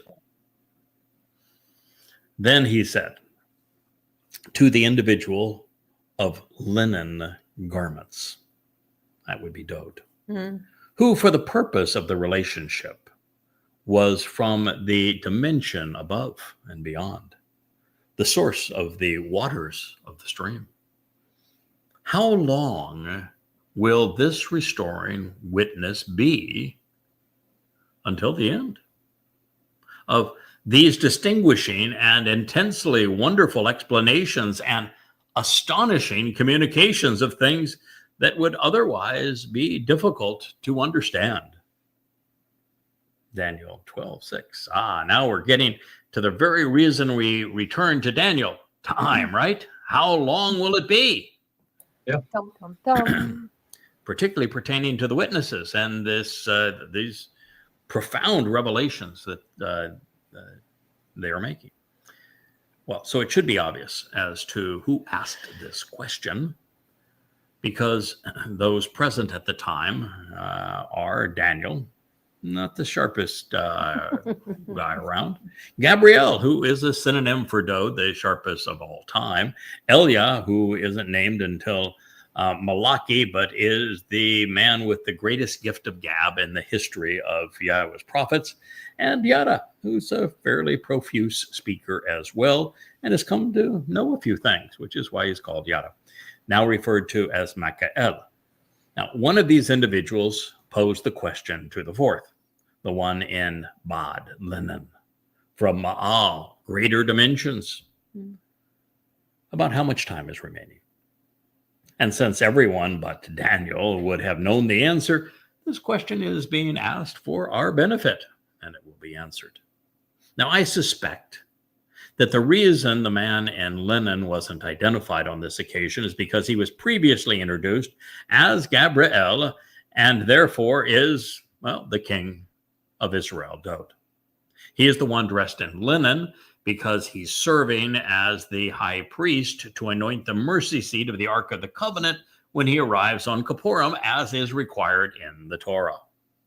Therefore, he will come from a higher dimension as king, and he will be above the witnesses in status, like way above. And since Dode will be serving as the high priest on the day of reconciliations, his pants, his sash, and his head wrap will be linen. This is the lesson we learned when translating Zechariah for the Moed Appointments volume of Yada Yahweh, and I have shared in that series with you. Now, Dode's appearances also explains why Michael was depicted as Sar, as representing the anointed king while serving his family. Dode is the king, and we are heralding his return. So this pronouncement indicates that the witnesses will be able to explain the events foretold here in Daniel and throughout the prophets. So whatever we may miss today will be resolved soon enough. But as for now, we know the identity of the restoring witnesses and that of our king. And the question is lingering is, how long from the point they engage can we expect the time of troubles to end? That's the question being posed. This question has nothing to do about the Torahless one. This question has nothing to do about anything that's going to transpire other than how long are these guys going to be here? Right. That's the question. How long are they going to be here? And the concluding time is the end of the time of troubles. Yes. So the question has been framed. And so when you look at a question, you have to look at how the question was poised and framed, and now it has been framed for us. How long are the two witnesses? Right, going to be here prior to the end of time of troubles. That many revelations and the miracles that transpire along the way include a plethora of things that have been so difficult to understand that they have eluded human comprehension up to this point, but they're all going to be resolved. So to answer the question of how long the world will benefit from these extraordinary explanations of what has previously confounded humankind up to this point, until the end, which is what this question asked, until the end, will require a more explicit commencement date along with an affirmation that the terminus is being equated to the Ethzar, the time of troubles. At which point, we can work backwards to answer the question. But as for now, we should the end speak of the conclusion of the time of troubles, that date is known. Mm-hmm. When do you think the end of the time of troubles is, fellas? Kippurim. Nope, not Kippurim. Teruah. Absolutely. Yeah. It is on Teruah. That is when Yahweh confronts all of the people who have come to trouble Israel. He says on that date, he is going to incinerate them, and he's going to restore the earth to the conditions found in Eden. Kippurim is not the end of the troubles. Kippurim is the wedding day. Yeah, man, you got 10 days to prepare for the wedding. It's a fun time. It's a fun time. God's not coming back in a world that is filled with religious and political whores. Yeah. He takes care of them at the sacrifice of the Adam of Parah. You take care of them. It is. Well, it's God's sin. Yes. He incinerates them. Yes. So that is the end of the time of troubles. Yep. And until you know that, you can't proceed with the prophecy. Now, there are not a lot of people that know that, because it's a very complicated process of putting together the sacrifice of the Adam of Parah. They thought it to be the red heifer, and the two-phase fulfillment of Teruah, and what God is achieving on Teruah on behalf of the homecoming on Kippurim 10 days later. But when you do, what you find is that the end of Yaakov's troubles is on the sunrise of Teruah. Okay, that would be halfway through Teruah, because Teruah has two parts. It's like Passover. They have two parts. There's the evening part and the daytime part. Yep. And so it would be halfway through is when all of the time of troubles is over. So, should it speak of the conclusion of the time of troubles, that date is known. It's Yom Teruah, sunrise on the Shabbat of September 24th, 2033, with the arrival of the returning remnant. You need to know this stuff, Kirk, because you said you wanted to be in that white chariot, bringing the remnant back to Jerusalem. So that's that chariot takes off from heaven at sundown on Teruah, and it returns to the Temple Mount and Jerusalem, filled with all Yehudim who are not religious and are in a position to have what little political nature they have expunged from them. They will all be brought to Jerusalem at that moment, and they will arrive at sunrise. And it's at sunrise that the festivities begin for the sacrifice of the Adam of Parah. And they're not being brought into harm's way. God has eliminated the harm. At this point, every eye is focused on the sacrifice of the Adam of Parah and of Elia as the master of ceremonies. And it is the premier show. It is the show of shows, the greatest show on earth. And we're not going to be distracted by an army of jihadists that are going to be screaming Allahu Akbar. No, because Leia doesn't like jihadists. They're gone. Okay, so that is the time that the time of troubles concludes. And it is the time of the arrival of the returning remnant, which is going to become very important to this story, and of the sacrifice of the Adamah Parah.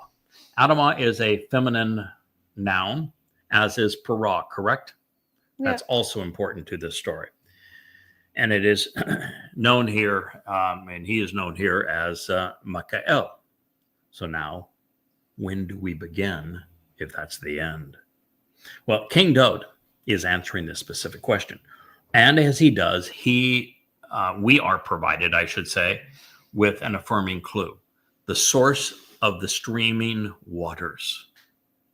This is because on Yom Teruah, Yahweh, who for the benefit of the relationship is from a dimension above, will release a torrent of cleansing waters to purge the remnant of Yisrael.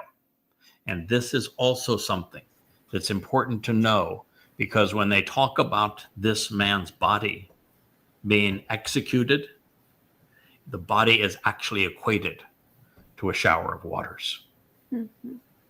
When God tells a story, he knows how to frame it. The words he chooses are beautiful. It says, then I listened to the individual, clothed in linen, that would be Daud, who for the benefit of the relationship was from the dimension above and beyond, the source of the streaming waters. He raised his right hand and then his left towards the heavens. And then he made a solemn promise based upon 7, in conjunction with the one who lives forever, that for Moed Moedim, 3 restoring witnesses to 3 appointed meeting times, and a half during the midst of another division, or pertaining to 3 shortened lives in the middle from Chatzi. Then accordingly, the shattering, the scattering, and the separating, influence, controlling, the set apart people will be over. All of these things will come to fruition. Daniel 12:7. Well, Captain Kirk, you volunteered to ride shotgun on the white chariot that picks up all of the final remnant of the children of Yisrael. Would that not bring an end to the scattering? Well, yeah, you've got to bring them back, but you also have to wipe out the others in the black chariot. Don't worry about the others in the background. It says here at this point, it just says the scattering and the separating will end. The scattering and separating do not end until that white chariot arrives in Jerusalem on the morning sunrise on the Teruah. So now we know exactly when this is going to be, because it has never happened previously. It will happen on sunrise, by the way, to a full solar eclipse, which is going to be pretty cool. Yeah. It's going to happen on Teruah as the sun rises on the 24th of September of that year. By the way, you know what day of the week that is? Probably a Shabbat. Absolutely. It's a Saturday. That is correct. When God does his best work. Yeah. And so the controlling influence of God's people is over, which does pertain to wiping out all of the adversary forces, because they won't be able to interfere, and the scattering will be over, and all of these things will come into fruition. So now we know not only the day that we need to work backwards from, we have been given the specific time to apply, and it is to the witnesses. So we know the end of this time is sunrise halfway through Teruah. So how far do we have to go back? Well, it says Moedim. Now, in the past, everybody has wanted to render this as 3.5 years. They call it time and times. Yeah. No, it's Moedim. But time is eth in Hebrew. Yeah. No, it's Moedim. It's Moedim. Yeah. Right. These are cycles of the 7 Moed. Yeah. And it's 3 full cycles of the Moed plus halfway through a cycle of Moed. Well, we're already halfway through Teruah. Maybe we can find another halfway point, and we'll have 3 full sets of Moed plus a halfway through. But it's Moed we're counting. Okay? So this has to end on a Moed, it has to begin on a Moed, and it has to be 3.5 series. That is what we're talking about here. And the thing that gets people messed up, how you can be wrong, is you're going to be given a number, but that number doesn't apply to this. That number, it answers an entirely different question. Okay. And you can't translate this 3.5 years, even though the 1,290 days that we're going to be given is very close to 3.5 years. You can't equate the two because they're quite different, and days do not pertain to the Moed. No. This means it has to end halfway through Teruah, and it has to be 3.5 Moed prior to Teruah when it begins. So we've been given the answer. That means you can't arrive as we had the women were insistent on the first of Abib, because the first of Abib isn't a Moed. Nope. It has to be halfway through one of the Moed to be halfway through the concluding Moed. So since the story began in the Gan Eden 6,000 years ago, Yahweh has chosen to engage through individuals, whether they be Adam or Chawa, Noah or his family, Abraham and Sarah, or the greatest among us, Moshe and Dod. On this day, however, Yahweh has chosen to communicate through his favorite son and our eternal shepherd, through his words of Dode. So the returning Messiah and King is making a solemn promise based upon the formula of 6 + 1 = 7 in concert with God, and of there being 7 Moed in the annual cycle. Now, it may sound odd to our ears that Dode is referring to Yahweh as Che Ha-Olam, the one who lives forever and who restores life forevermore, but he uses very similar language in his Mizmor when he refers to God as the eternal conductor and the everlasting director. And since it's been, now 2,500 years at this point since Yahweh last spoke to his people, and nearly 3,500 years since they last listened to him, well, this is a nice reminder that God's still around. Te'eth is the Hebrew word for time, as I said. That's not the word that Dode used. No, and I want to know which kids in the class have figured it out yet. Mm-hmm. Good for you. Okay. So you know what day he's going to arrive. Yeah. Okay. So Moed, which is among one of the most important words and titles in Hebrew. Therefore, Dode's prophecy, which Makael is explaining, is quite specific.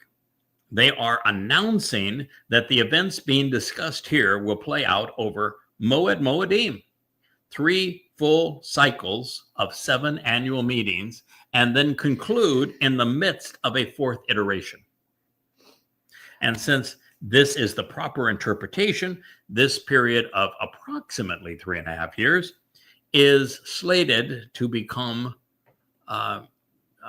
sometime prior to Chag Matzah in 2030 and conclude halfway through the Yom Teruah celebration of the Moed when the scattering of God's people is over. Now, this cannot be the first half of the time of trouble, since it most certainly does not conclude with the return of the remnant or the conclusion of the time of trouble. But, if that were the case and we wanted to look at the commencement date being Shabu in 2026 with a conclusion during Sukkah in 2029, that would be the math, but it doesn't take you anywhere because it doesn't fit the way that the question was framed. But in this case, since it's addressing the last 3.5 years, when we either have to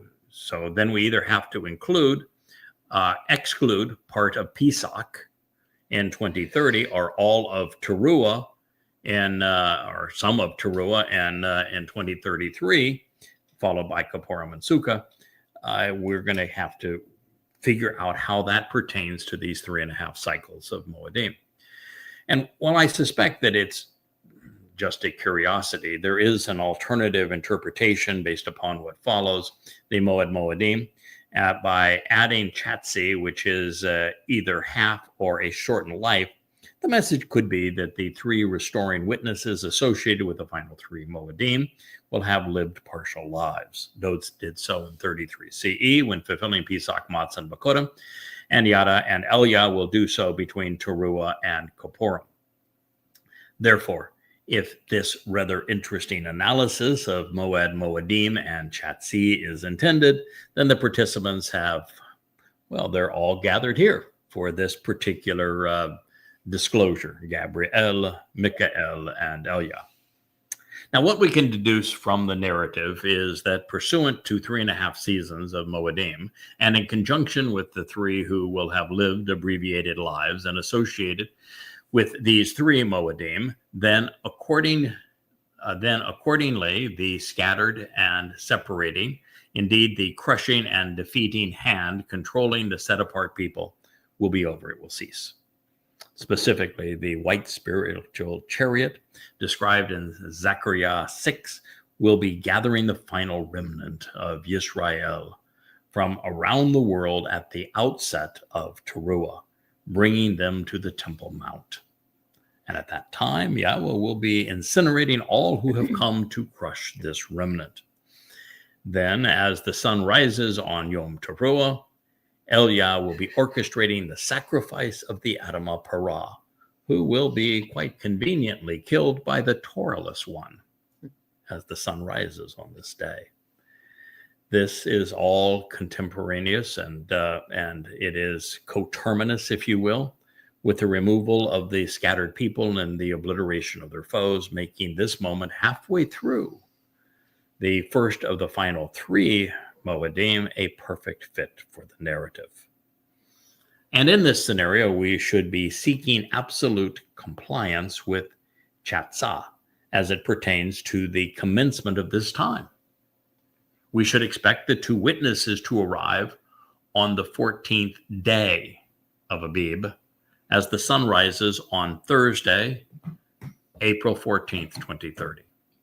That would be Pesach. Yes, but not the evening of Pesach, daytime. Daytime. Which, while Passover is the day after the Pesach meal is consumed. Now, this way, guess what? Elia and Yada will have the opportunity to celebrate this Passover dinner with their father and his son in heaven. So that I wonder how good the lamb is there. I bet it's really good. So that we have come upon a very elegant solution. From this perspective, Dode, as Gabriel, is revealing that Makael, as Yada, is, and he is explaining that 3.5 annual cycles of the Moedim will transpire prior to this favorable resolution on behalf of God's people, setting up his return. With Yom Teruah denoting the conclusion of the time of troubles, the ingathering of Yisrael, the arrival of the witnesses will occur in Abib of 2030. Now, with the first of Abib occurring on the 4th, Passover dinner will be observed on the 17th at sundown. With sunrise on Thursday, the 18th, still Passover, as the arrival of the witnesses. Thereafter, everything will come to fruition. So that's your timing. Passover, the Thursday, the 18th, is when we will arrive. So that was one of the things I wanted to accomplish in this review, is to get that timing right. You'd hate to. So we're taking an early morning flight, I take it? An early morning flight from Shamaim. Not to mention, it also blows the Seder dinner out of the water, because Elia ain't coming to your dinner. Nope. He's coming back. He's not coming to your dinner. Yeah, you're good, man. So true. He is. He's not coming to your dinner, but not he is coming coming. to He dinner. is coming to ruin your breakfast the next day. I'll tell you that for sure. Right. Rude awakening. Yeah, it'll be a rude awakening when he is there. But it's a good point. But we're arriving on sunrise on Pesach, which is a Thursday. The 18th is our day, which is the 18th of April in 2030. Now, this is the most exacting explanation for referencing this exceptionally important title and augmenting Moedim with Chatzah. This being the case, the final 3.5 cycles of Moedim, if we will begin with Chag Matzah, which includes the 3 Dode personally fulfilled, specifically Pesach, Matzah, and Bakodim.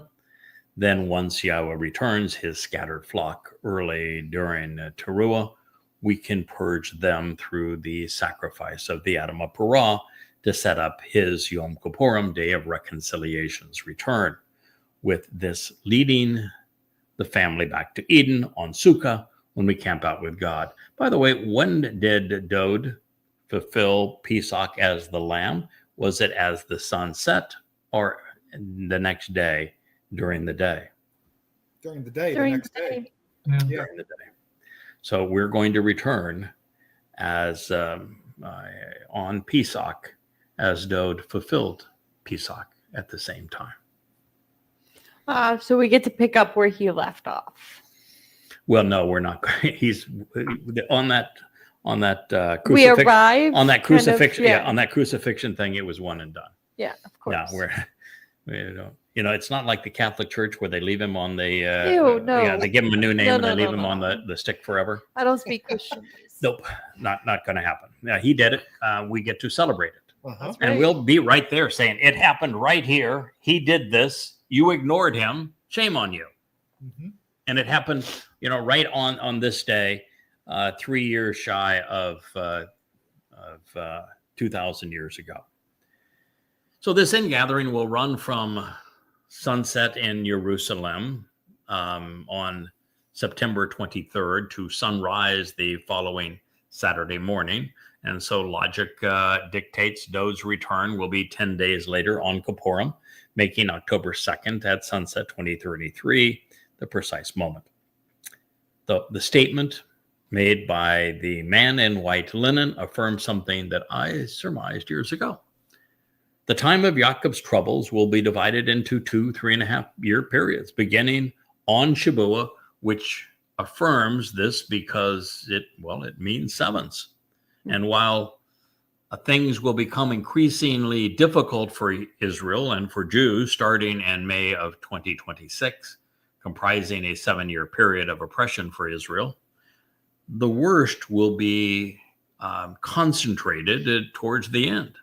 And that means that the fulfillment of Shabbat and this harvest will be at the commencement of the time of Jacob's troubles on May 22nd, 2026, while the teruah gleaning and sacrifice will transpire upon its conclusion, making it between sunset on September 23rd and sunrise on the 24th in 2033, a Friday and Saturday morning. Such is what we surmised in studying Yeshaya 17 and 18. So we should not be surprised that Dode encapsulated the moment his herald will arrive and the time the scattering and crushing of his beloved Yisrael will cease. And we're going to arrive at the same time he fulfilled Pesach.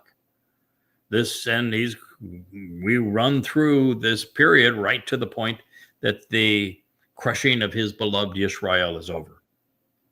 Now, this is because he was the first to gather them into a nation and the last to protect them from every foe, particularly from the Philistines, who now have a group of people masquerading under that banner. Further, while he is the right hand of Yahweh, his Bashar is his right hand forevermore. As a result of the Adamah Parah on Yom Teruah, Yahweh and his people will no longer be Nephat, separated, as he and his covenant family will walk through eternity from that point on, hand in hand. Now, considering what is revealed next, we must approach all of this with the utmost respect and appropriate urgency. Time is quickly running out. We read, "And I listened, but I did not understand. So I asked, 'Dear sir, what is the end result of these things?' He said, 'Go, choosing to walk through your life, Daniel. These words are sealed up, enclosed, signed, and stamped until the time of the final witness at the very end.'" Yeah, basically he said, "Get out of here, kid. Get out of here, kid. You've done your thing. You wrote it down.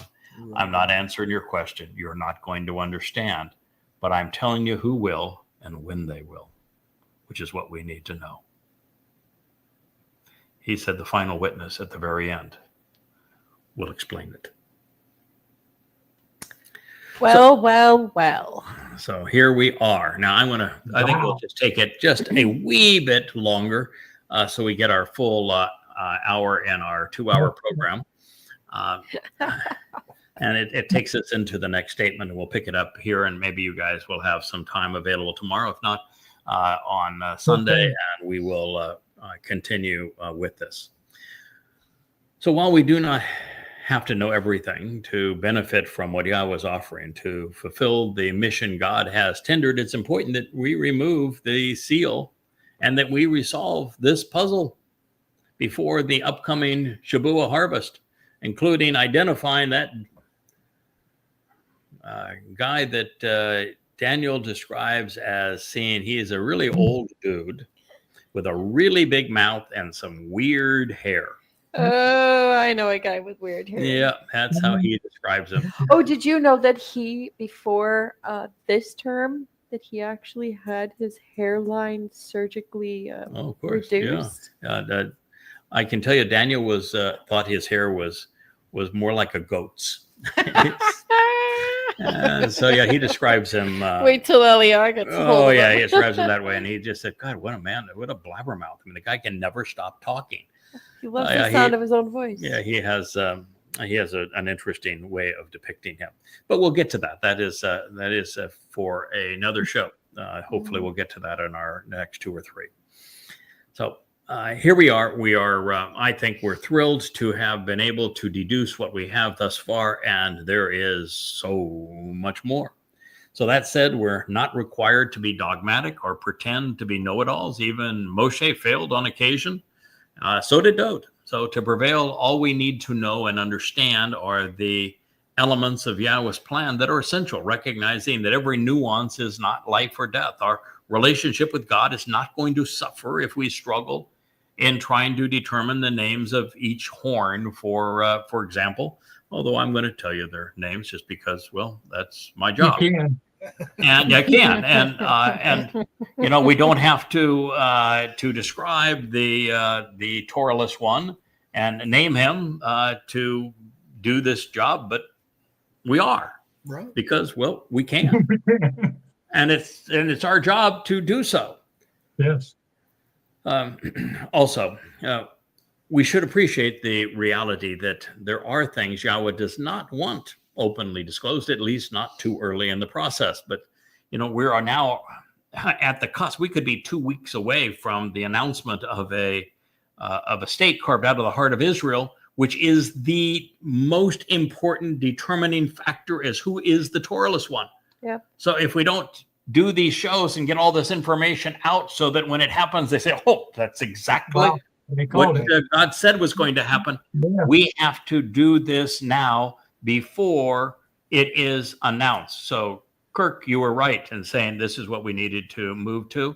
And it's right why we need to continue this over these next few days. We need to get this out so that we can say, yep, told you exactly this was going to happen, and this is why we knew it. So it's important that we solve this puzzle for you. Now, in 24 years of translating and analyzing, I've seen many things, but I've never seen the rarest of stems, the hitpael, deployed with successive verbs. It is uncommon because it reveals that those being purged of religion and politics are being perfected, especially because they have avoided being misled and influenced by humankind's most controlling stimuluses, politics and religion. It is particularly revealing at this point because this is the purpose of the Anima Parah and his sacrifice on Teruah. A great many will be purged of prevailing influences, cleansed as a result of choosing to examine religious and political constraints, independently purified and white as a result of avoiding societal pressures, and thus they will be refined, benefiting from having been tested and proven right. However, those who will be condemned for acting inappropriately, perpetrating religious and political crimes, none of them will make the connections to understand. And yet, the ones with insight, who are discerning, demonstrating the capacity to be observant and circumspect, they will assimilate the information in time to appreciate the proper conclusions. Daniel 12:10. This is something I don't think, ladies and gentlemen, we could have understood until quite recently, because I don't think there was anybody who had previously identified the purpose of the Anima Parah of Numbers 19 and purging and perfecting the adulterous woman of Numbers 5 so that she could be betrothed to her returning king, who is Dode on Yom Kippurim, meaning that Yeshayahu was right when he said twice over that the choder is the parah, and that the parah will be offered on Teruah to purge this mortal remnant of Yisrael. And then we're told in Zechariah that Yahweh is bringing them in at this time for this purpose, and that there will be a great many who are purged, because not only will Elia and I have attracted a large crowd who will be, gathered around the Temple Mount, because they're going to be jihadists, coming all over for them. And so they're going to be protected by us there, and they will be listening to us there. But also we're going to be gathering them from all over the world at this time. And so there's going to be a great many, and they're purged by the sacrifice of the Adam of Parah. And they're purged by the flames that Yahweh is going to ignite, by the surging waters he's going to release, and the ashes that are mixed with it, and the narrative that Eliyahu is going to deliver that will be very similar to what he says and does and did 2,888 years previously, when he went through the dress rehearsal for this very event, which is why he was chosen to do it. He's practiced at it. And so a great many will be purged of the prevailing influences and cleansed as a result of choosing to examine religious and political constraints. They will be independently purified, and they will be white. What color is that chariot that picks them up from around the world, Kirk? It's the white one. What does it say right here? White one. It's the white one, isn't it? Yeah. And they're going to be refined. There's going to be benefit from having been tested and proven right. And yet there will be the black chariot too, isn't there? And the black chariot is the one that picks up those who are condemned, who remain inappropriate. They're continue to be religious, and none of them will make the connections to understand, and so they're hauled away. Don't priests wear black? Don't the Haredim wear black? Haredim wear black. Imams wear black. Yeah. They all belong together. When you see a parade of Muslims down the street now, they're all in black. Yeah. That black is a religious chariot, baby. Mm-hmm. They're all color coordinated. Yeah. Yeah. Who would have thought? Black is the new black. Black is the new black. This is the revelation for those who are discerning and who are observant, so that you can make the proper conclusions. So this statement is actually far more important than establishing dates. It adroitly explains the purpose of the Adam of Parah and the Zebo Men Edom.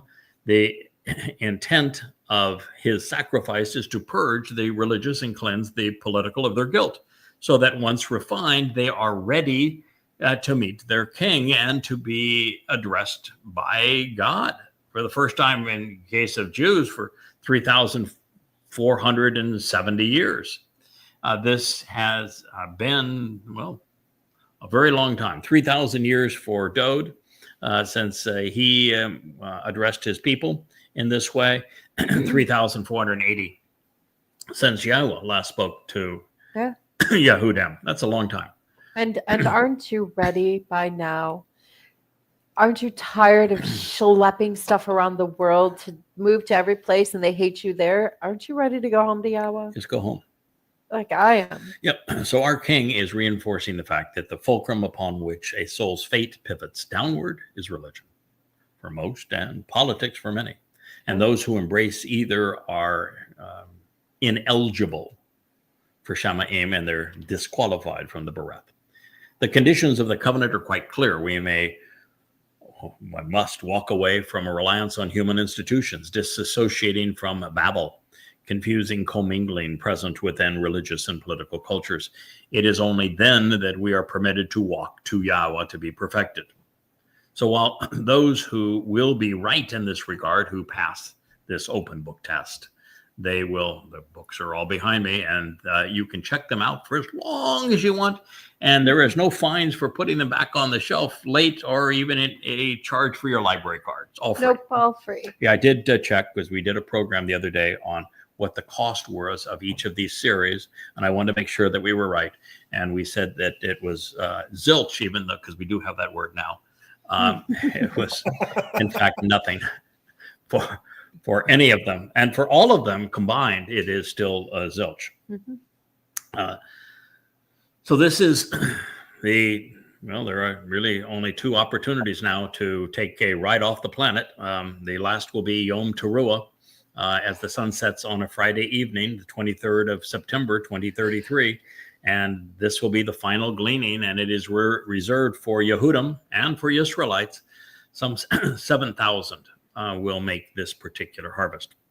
However, those being purged on the day of the herald, as the sun rises on the Shabbat, obscured as it will be by the moon, which is appropriate for this one moment in time during the solar eclipse, they're going to be cleansed of all prevailing societal stigmas, political platitudes, and religious rubbish.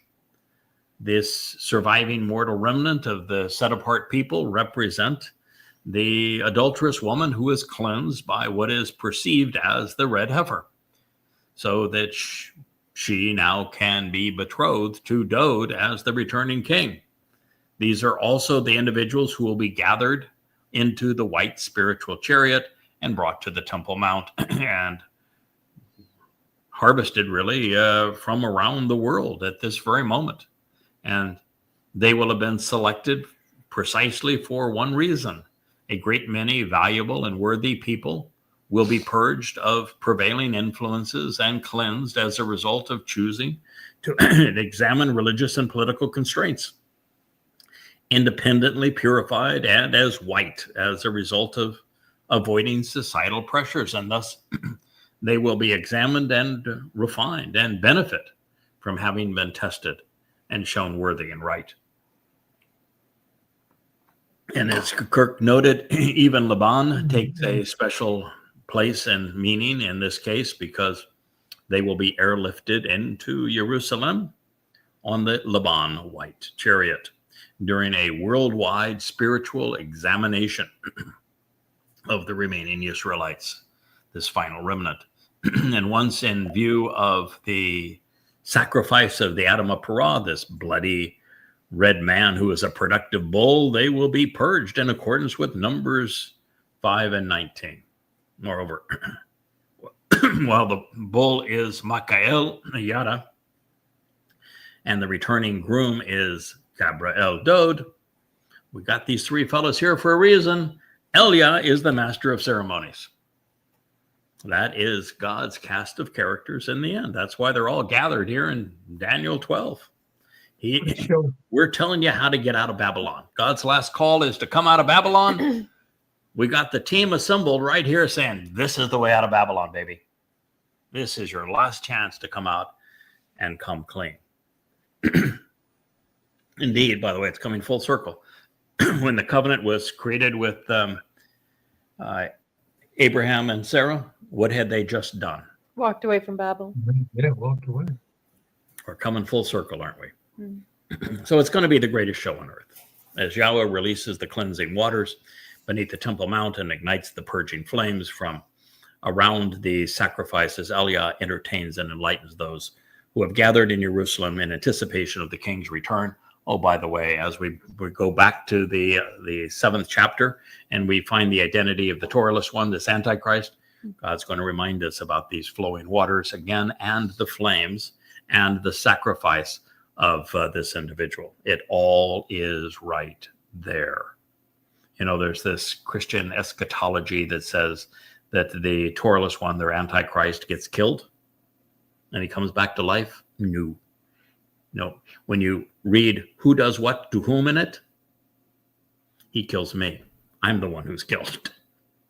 So no, he's and then Leah kills him. No, he doesn't get to get killed. He doesn't get that benefit. He does not die. Oh, he gets eternally incarcerated. You might want to kick him a few times just for the fun of it. But he's really got really fat legs and fat ankles now. So he's an easy target. It bruises very easily. He has vascular disease. Anyway, it's all presented here beautifully by the Messiah Dode, and we're going to hear it again in the vision in Daniel 7. So indeed, this is a rewarding time for Yahweh's family, but it is also Judgment Day for those who have led others astray. Religious and political leaders will be tried and convicted of their crimes against man and God. As a result, they will be collected in the black spiritual chariot. There are many things which Yahweh can be, which we can be certain about Yahweh. And one of these is that there is no hope for the overtly religious or the overtly political. Hell no. They will remain clueless even when given access to the truth. Their faith and that which they have chosen to believe will have rendered them impervious to evidence and reason. And we will not waste our breath with them. We cannot help them, and they will not listen to God. And so since they won't listen to God, Elia and I will do no better. The time will come, and it will be essential that the surviving Jews properly assimilate the instructions contained in this concluding statement of Daniel 12:10. It is by being shakal, observant and circumspect, demonstrating the desire to diligently explore the evidence and then reason our way to understanding, that a ride within the white chariot becomes possible. That's your ticket. God is challenging his people. He's saying that if they want to listen to his witnesses, then they will make the connections to understand before it's too late. Well, so far, so good. Our appreciation of the nuances of Michael's explanations and Dode's prophecy on how Elia will engage and advance the goals on behalf of the set-apart people has been reasonably exemplary. But what would we expect? It's being explained by Elia so that Elia can explain it. It would be pretty damn embarrassing if Elia couldn't explain what Elia's explaining. Now, would it? Yeah. Or I should say, Michael is explaining what Michael is explaining about Elia. It's all being laid out for us in a very systematic way. Now, to be fair, since no one has put all these pieces together previously, the entire puzzle now and picture is being revealed for you for the first time. As we go through these programs, you're going to know exactly who is going to do what to whom. And so you are prepared. Yeah. And so when you witness the next phase of this and the creation of the Fakistinian state, you're going to say, I knew that was going to happen. And it is another validation that I can trust God's witness. Now, to be fair, considering the source of this challenge is the prophet Dode, we should be aware that he is the smartest person who ever lived. Further, he had a distinct advantage of being Yahweh's chosen one, God's beloved son, the anointed Messiah, the most prolific of the prophets. And so Dode was also the one whose 3 lives would span all of this time. Now, the final half of God's timeline from before 3,000 Yah to well after 6,000 Yah. So what may have been easy for him will not be quite as effortless for the rest of us. But fortunately, we don't have to be as smart as our shepherd to be among his sheep. Also helpful, since Michael is the one tasked with explaining all of this, and Michael is the one who is explaining all of this, he does have some advantages in trying to explain all of this. And speaking of knowledge, it seems pretty straightforward, doesn't it? That's why we went back to the beginning. You got to know who the players are, why we know what we know. And well, speaking of knowledge, it is Michael's responsibility to cultivate the Shabbat Katsir. And during this harvest, the Tamed, the constant and enduring, will be withdrawn from the fray before the time of troubles. Yahweh's love for his covenant family will cause him to remove his children, and at a time, God will exert the energy and the force that is required to raise and empower thousands of souls. Now, the reason I'm explaining this to you is what follows is mistranslated everywhere. And until you know what God is actually saying here, you're going to get it wrong too. First time I went through it. I said, I don't know how you get there, but nonetheless, this is what everybody says it means. So it's written such a way. I said, all right, I'll go with the majority. But no, it took a little while. I mean, I had to look up every use of this word. But when I took the time to look up every use of the word, it was right there in the open. It is after the fulfillment of the promise of 7 on the 22nd of May, 2026, that in our absence, Hasatan's corporeal presence will be announced that he is God, fulfilling Yeshaya's prophecy about Halal ben Shakar in Isaiah 14. And in a moment, you're going to know that exact date too. Okay, so this goes, and this is really important to stay focused on this, because this is 2 entirely different statements. The first one is, we just talked about the purging of all these people. And right. So this is because from before this period, before any of this takes place, and out of this time, so that you're not subjected to this time, the constant and the enduring, the tamid, the continuously unceasing, those who are not interrupted, the enduring.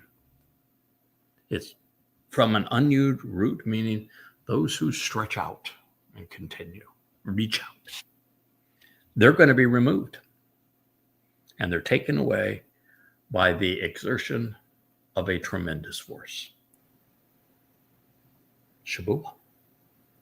That is when the upright and enduring, the consistent, the determined, that is when they will be taken out of this period, removed from this period.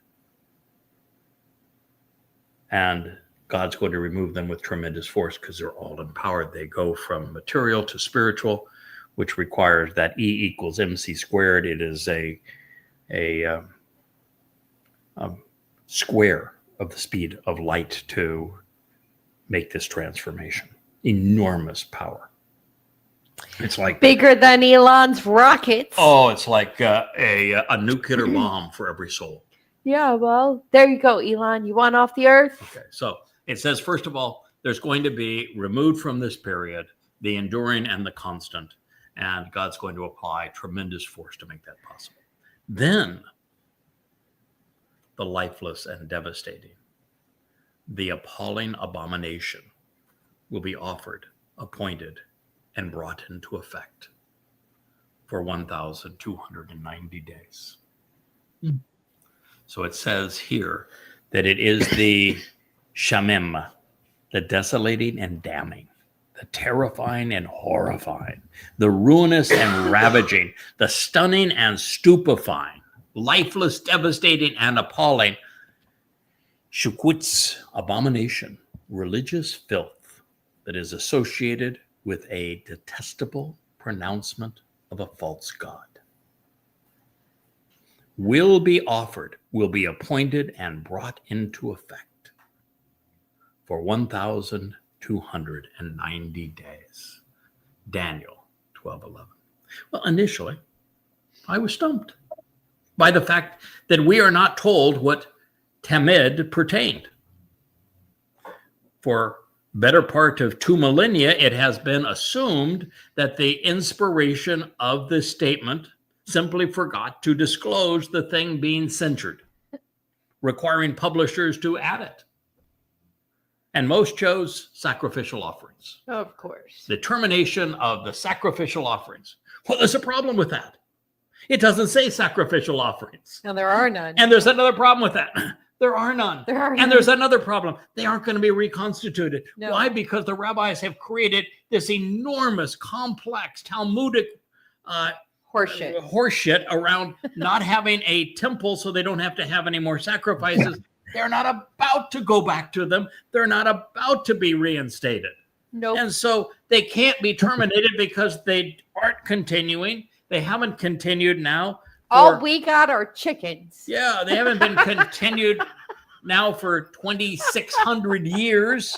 and no one's going to start them Nope. now so they can be discontinued. So it was utter hogwash, and no one could figure out why it was utter hogwash, but there it was. And so you just have to render the word accurately and don't add anything to it. You mean like the religious do? Yeah. So, however, it's just not reasonable, right? Because, as I say, there have been no sacrificial offerings conducted since the Romans tore down the Second Temple in 70 CE, and they aren't going to be reconstituted by rabbis because they have developed elaborate workarounds throughout the Talmud for these sacrifices as a result of not having a temple. Moreover, the verb shur means removed, as in taken away, removed from the planet, gone. Doesn't mean cease. He's not taking the best of us and causing us to cease. No, he's removing us, and there's no continuation of something that is being seized because it doesn't exist. All right. So like it just makes sense. Mm-hmm. Why would you horrify the woman by showing her the worst of humanity? Of course he's going to take his children out of there. Mm-hmm. Correct. A loving father would do so. Yes. A loving father does not put his children into a home filled with toxic vipers, and that's what the earth is becoming over the 7-year period. He does not allow his children to go into the decadent coliseum of religious carnage, which is what we're going to endure.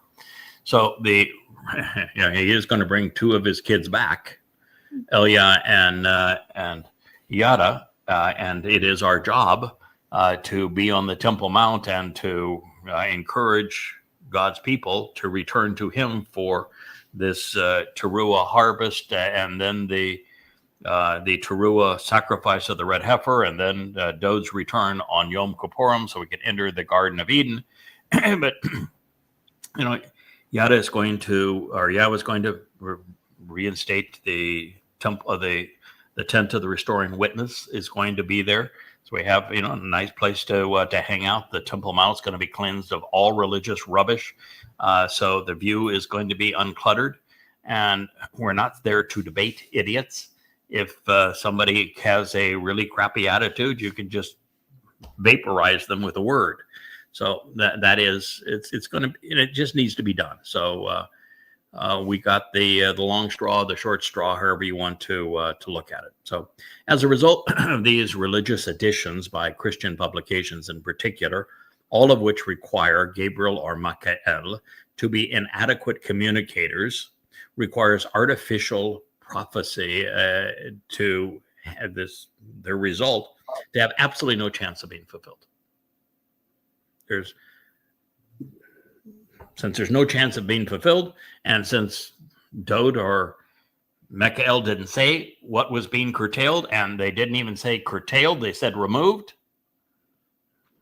And they didn't say what was being removed other than the word prior is those who are consistent and enduring. So those who are consistent and enduring are going to be removed. That is Shavuot. So upon investigation, I concluded that Tamid doesn't convey continuance of some unspecified something for a number of reasons, one of which is that whatever it might have been was not mentioned, rendering the declaration moot. And I'm not about to accuse King Dod of making a careless omission. In searching for answers, I canvassed the Torah and found that Tamid is used on occasion to describe the regularity of the twice daily offerings. But they haven't been in effect since, shortly after Moshe gave up his day job as a shepherd.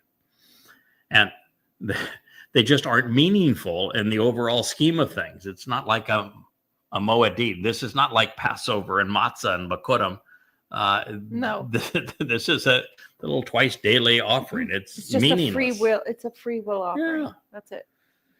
And they just aren't meaningful in the overall scheme of things. And clearly they won't be reinstated so as to be curtailed either. And if they were reinstated and curtailed, no one would even notice. Whoa. Question.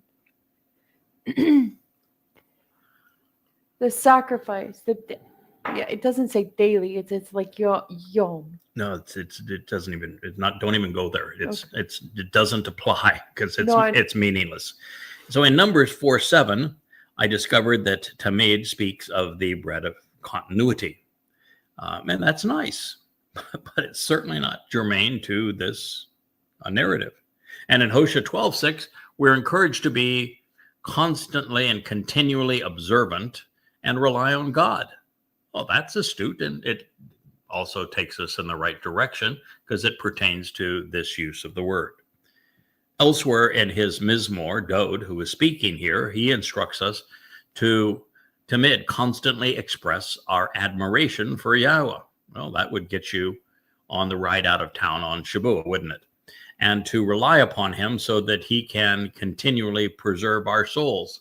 So it looks like Dode has correctly identified the meaning of the term, and he uses it in Psalms 34:1, 71:6, 14, and 40:11. And while that is especially relevant, Dode underscores this in the 119th Psalm by encouraging us to be constantly tamid, reliant, and to tamid, constantly, continually be observant, closely examining, carefully considering the Torah, which would get one included in that harvest. That would be 119:44. Now, along these lines, Yashayah promises that Yahweh will continually guide those who respond appropriately to him, and that his people who are steadfast, truthful, and right will continue to exist. Therefore, the most accurate rendering appears to describe those who endure because their relationship with God is consistent. Moreover, there is no case where tamed is used in conjunction with the continuation of the Moedim or of the Shabbat observances, ever. Therefore, by applying the most literal response to both tamid and to shur, I was able to render the opening statement.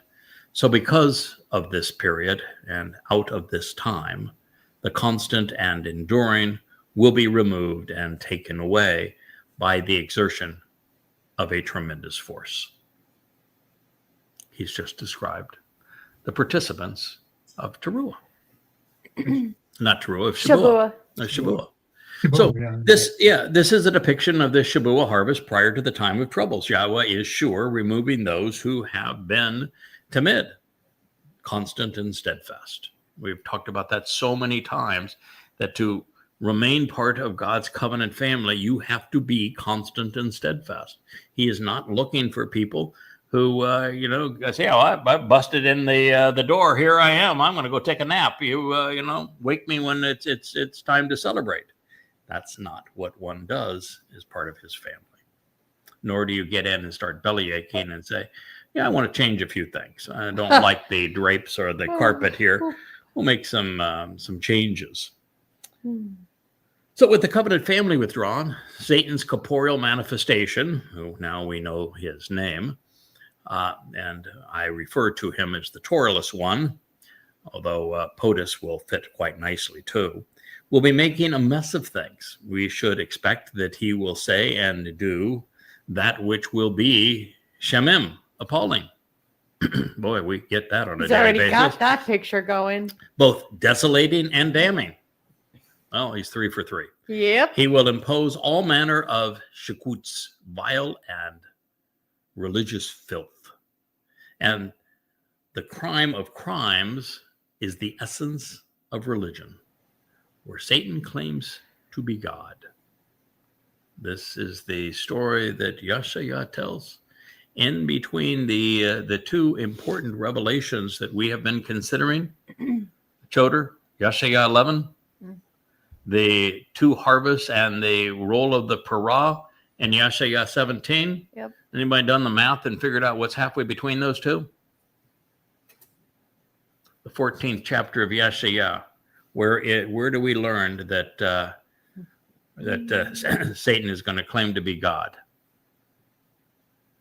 14th chapter of Yashayah. Yeah, There we are. And only the devil himself would Friday, find Jeffrey Epstein. Yeah.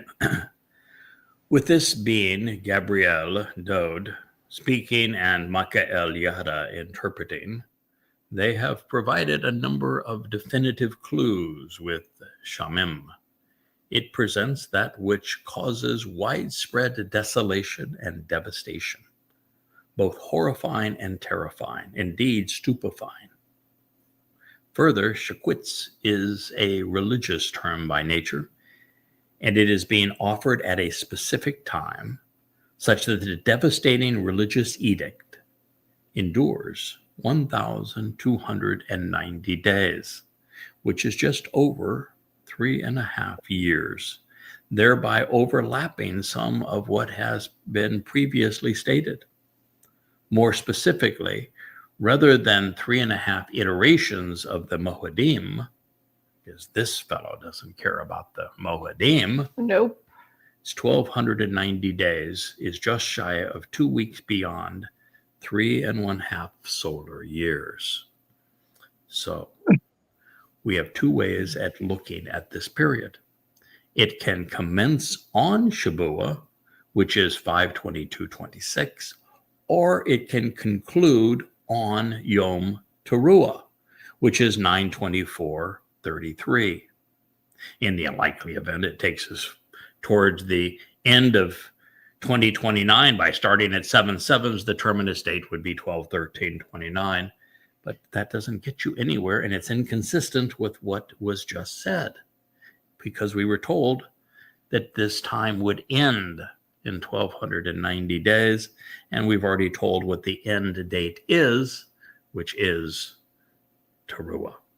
So, since it would be unreasonable for Satan to declare that he is God, coterminous with the withdrawal of the covenant family, and before he's even arrived, and senseless for the edict to conclude halfway through the time of troubles, we should work backwards from Satan's undoing on Teruah.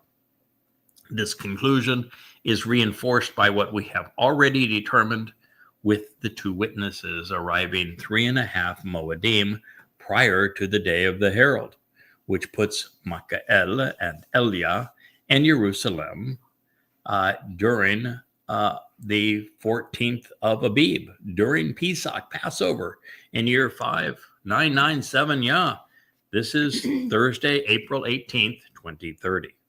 There it is. Therefore, our end date will be Saturday morning, September 24th, 2033. We can rewind the prophetic clock from there. When we do, we discover that this appalling religious edict will be offered by the Torahless one, who we will prove in a subsequent program is Donald Trump, on the 15th of March, a Friday in 2030, which of course is the Muslim Day of Prayer. This is 33 days prior to the witnesses' arrival. That's the day that this declaration will be made, March 15th, a Friday in 2030. You heard it here first. Therefore, Satan and his advocate will announce that he is God at this time. That is the most adroit conclusion based upon the words, the deadly and desolating, devastating and damning, stupefying and stunning, totally appalling abomination of vile religiosity of a detestable false God will be offered, appointed, and brought into effect for 1,290 days. Oh, God. So that is a good place for us to conclude our hour program here in Family 2 I Hours. thought 4 years that Donald Trump was bad. Good God. Oh yes, this is going to be an amazing. Shall we send him a copy? Yeah, 3.5 year period. By the way, just as a few thoughts on this, Donald Trump, as I explained in the teaser for this program, was a narcissist in his first term. Narcissists are really susceptible to this kind of thing. He was a malignant narcissist, yeah. And but he did some decent stuff in his first term, and it's just his mouth that got him in trouble. Mhm. He is an entirely different person in the second term. I mean, there's no, not even any comparison between the two. He is so condemning, so duplicitous, belligerent, so malignant, so psychotic in this second term, so duplicitous that it's not even the same man. And so one would have to ask, when did and why did Donald Trump agree to become Satan's advocate? Because this does not happen to someone by happenstance. Right. You have to choose it. And so if you look after his failed election, where he could not, it was always denied. He could never accept that he lost. Nope. And he lashed out at everybody. He blamed everybody under the sun for his loss. And it wasn't just that he couldn't deal with the fact that he had been rejected, but he then had to deal with the fact that there was one litigation after another, that he had committed crimes. And not only was he facing one court case after another, he was losing them all. One of them was hundreds of millions of dollars. He lost 2 rape cases. Yep. He lost also the case with Stormy Daniels of doing the prostitute in Las Vegas and of election fraud based upon that case. He lost the case of falsifying records for his business. And he was about to be tried, and he was going to lose the case in Georgia, which would have condemned him for forcing a government official to falsify an election results. Yep. And he was going to lose that too. And we're dealing with prison terms in these cases. He was going to jail. And he had so many more cases up against him, including the stealing of federal secrets. And he was in real trouble. And he was losing all of his cases. And he had such an attitude that the juries were finding him guilty one case after another. And so here he was, rejected, alone, going broke, losing every case. And even Melania wasn't talking to him. And all Satan had to say, well, not a very good situation here. You want an out, pal? I can get you back in the White House. Mm-hmm. You can wreak havoc. You can seek vengeance against all of these people that you have blamed for this ill that has befallen you. Mm-hmm. It's just this one little thing I request of you in return. Here, sign here, Donald. You love executive orders. Sign this one. You'll go back in the White House. He agreed. And the new Donald Trump is an entirely different man.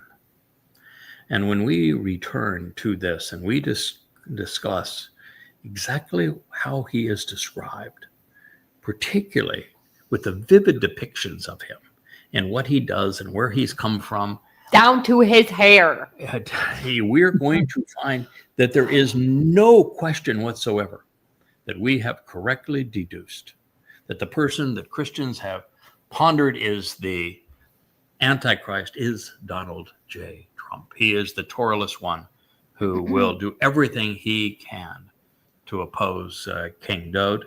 And of course, he is after my case because I'm the one who precludes Satan's victory in the end. And so it is going to be an astonishing series of revelations. For sure. What do you think so far? Boy, this is good stuff. This is amazing. Well done, boss. Well, it's fun to uncover new ground. That when you find something exceedingly important, and we had this gut tell us that going back to November, that this is the guy.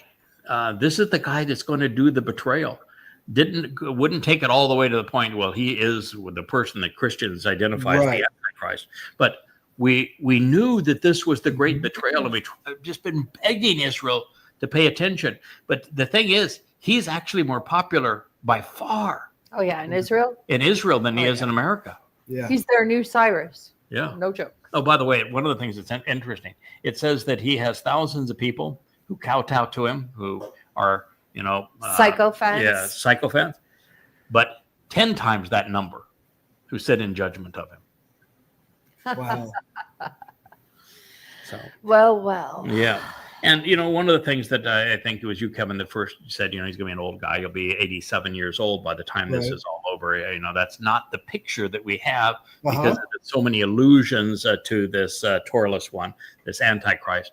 Nobody has ever pictured him as an old man. And one of the things I told you is, the last one to be demon-possessed was Muhammad. Mm-hmm. He was 66 when he was diddling the 6-year-old girl. Yeah. And it was another... 22 years after that. So, he's essentially 88, same age when it's all over. Yeah. Okay. That's Muhammad.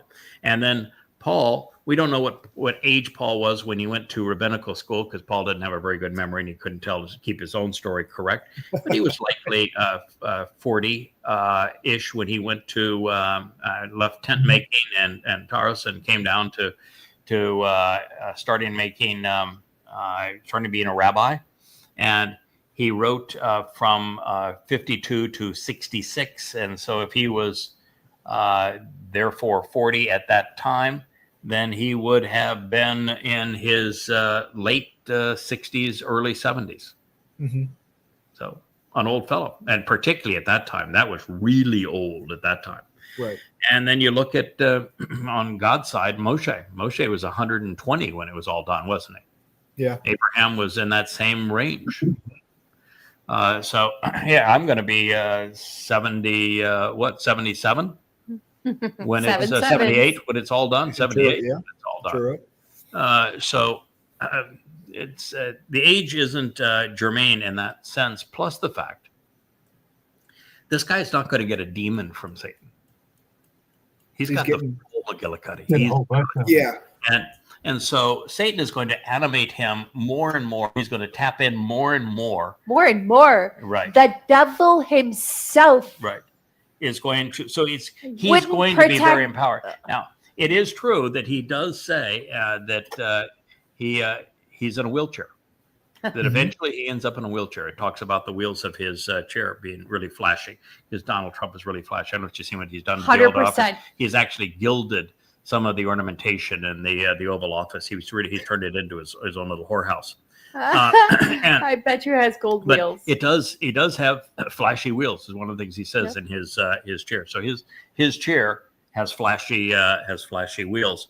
And he just was diagnosed with a vascular disease. Right. It's causing his legs and arms to expand because he's not getting his veins are not able to return blood flow back to his brain. So he's really susceptible to being animated by Satan, and Satan is going to be bolder and bolder in controlling his mouth and his mind and his body. So it is going to be an interesting watch. But we have not only identified Donald Trump as the Antichrist, but you're going to hear in subsequent shows proven it absolutely and irrefutably. Thank you, Yahweh. This is great. Thank you. Yeah, it's fun to be at the forefront, and this is the kind of thing too that is important for Yahweh to convey through us, so that Yisrael and Goyim listen to what God says through us and trust what He says through us, but also to garner attention. Mm-hmm. This may be the hook we're looking for. Perceived to be. Yeah. The single most important discovery is who this guy is. The single most important discovery was actually recognizing Jesus never existed, and that Dowd is the Messiah and the Son of God who was crucified in 33 CE, fulfilling Passover. But no one else even knew to be looking for that. Right. This one they're looking for, and we've come up with their answer. I got to tell you, I'm a little disappointed. You are? Yeah. Okay. He's retarded. Like, I hate him already. I was looking for somebody new to hate. How can I hate him any more than I already do? Ugh. It's interesting here that our identifying Donald Trump had nothing to do with personality issues. Mhm. It had nothing to do with political issues. I'm actually too conservative to be a Republican, so I don't dislike him because I'm a progressive or a Marxist or something of that nature. I'm way too conservative and too big a fan of free enterprise and personal responsibility to be a Republican. But it doesn't mean that I was a supporter of cackles. As you know, being part of the covenant, we are apolitical. I despised cackles and Marxism and mock Marxism on a regular basis. Right. So we're not doing this from a political perspective. We're certainly not doing it from a religious perspective because we're anti-religious. We're doing this because this is where the words lead. Right. And it was obvious that this is where the words lead. And so we're going to tell you what the word of God says pursuant to this man. And, you're running out of time for an alternative because Gabriel Dode was very specific pursuant to that 7-year period and how the covenant will be affirmed with many at this time, and that person who does that is the Torahless one. He is the Antichrist. And that's obvious. And Yeshaya, Isaiah, tells us that the Israel is narrowed at the waist and becomes indefensible prior to the Shabuah harvest. And that's just 10 months away. Yeah. That's the same event describing the same thing, and it's 10 months away. You have to have somebody who is profoundly important in the world who is orchestrating this. And what we find is that Donald Trump has already announced it in the White House. Already dressed and up he already as has the confab to declare it coming to New York in less than 2 weeks' time. And he has been bribed specifically for $16.5 billion to advance this agenda because of taking money from Saudi Arabia and Qatar. This is where we are. And so he has confessed to his own crime. Absolutely. We're just announcing it. Yeah. All right. Nahum, ahead of it occurring. The keeper of cables. We managed to get through the program without any cable glitch. Thank you. No problem. And it was that introductory program we did was actually to be a test to make certain that everything we had taken apart and put back together would work properly, and it certainly did. Thank you, Leah, for being here as always. And Kevin, Sir Shorts, and Captain Kirk, appreciate you. Let me know by text or email when you're available tomorrow, or do it via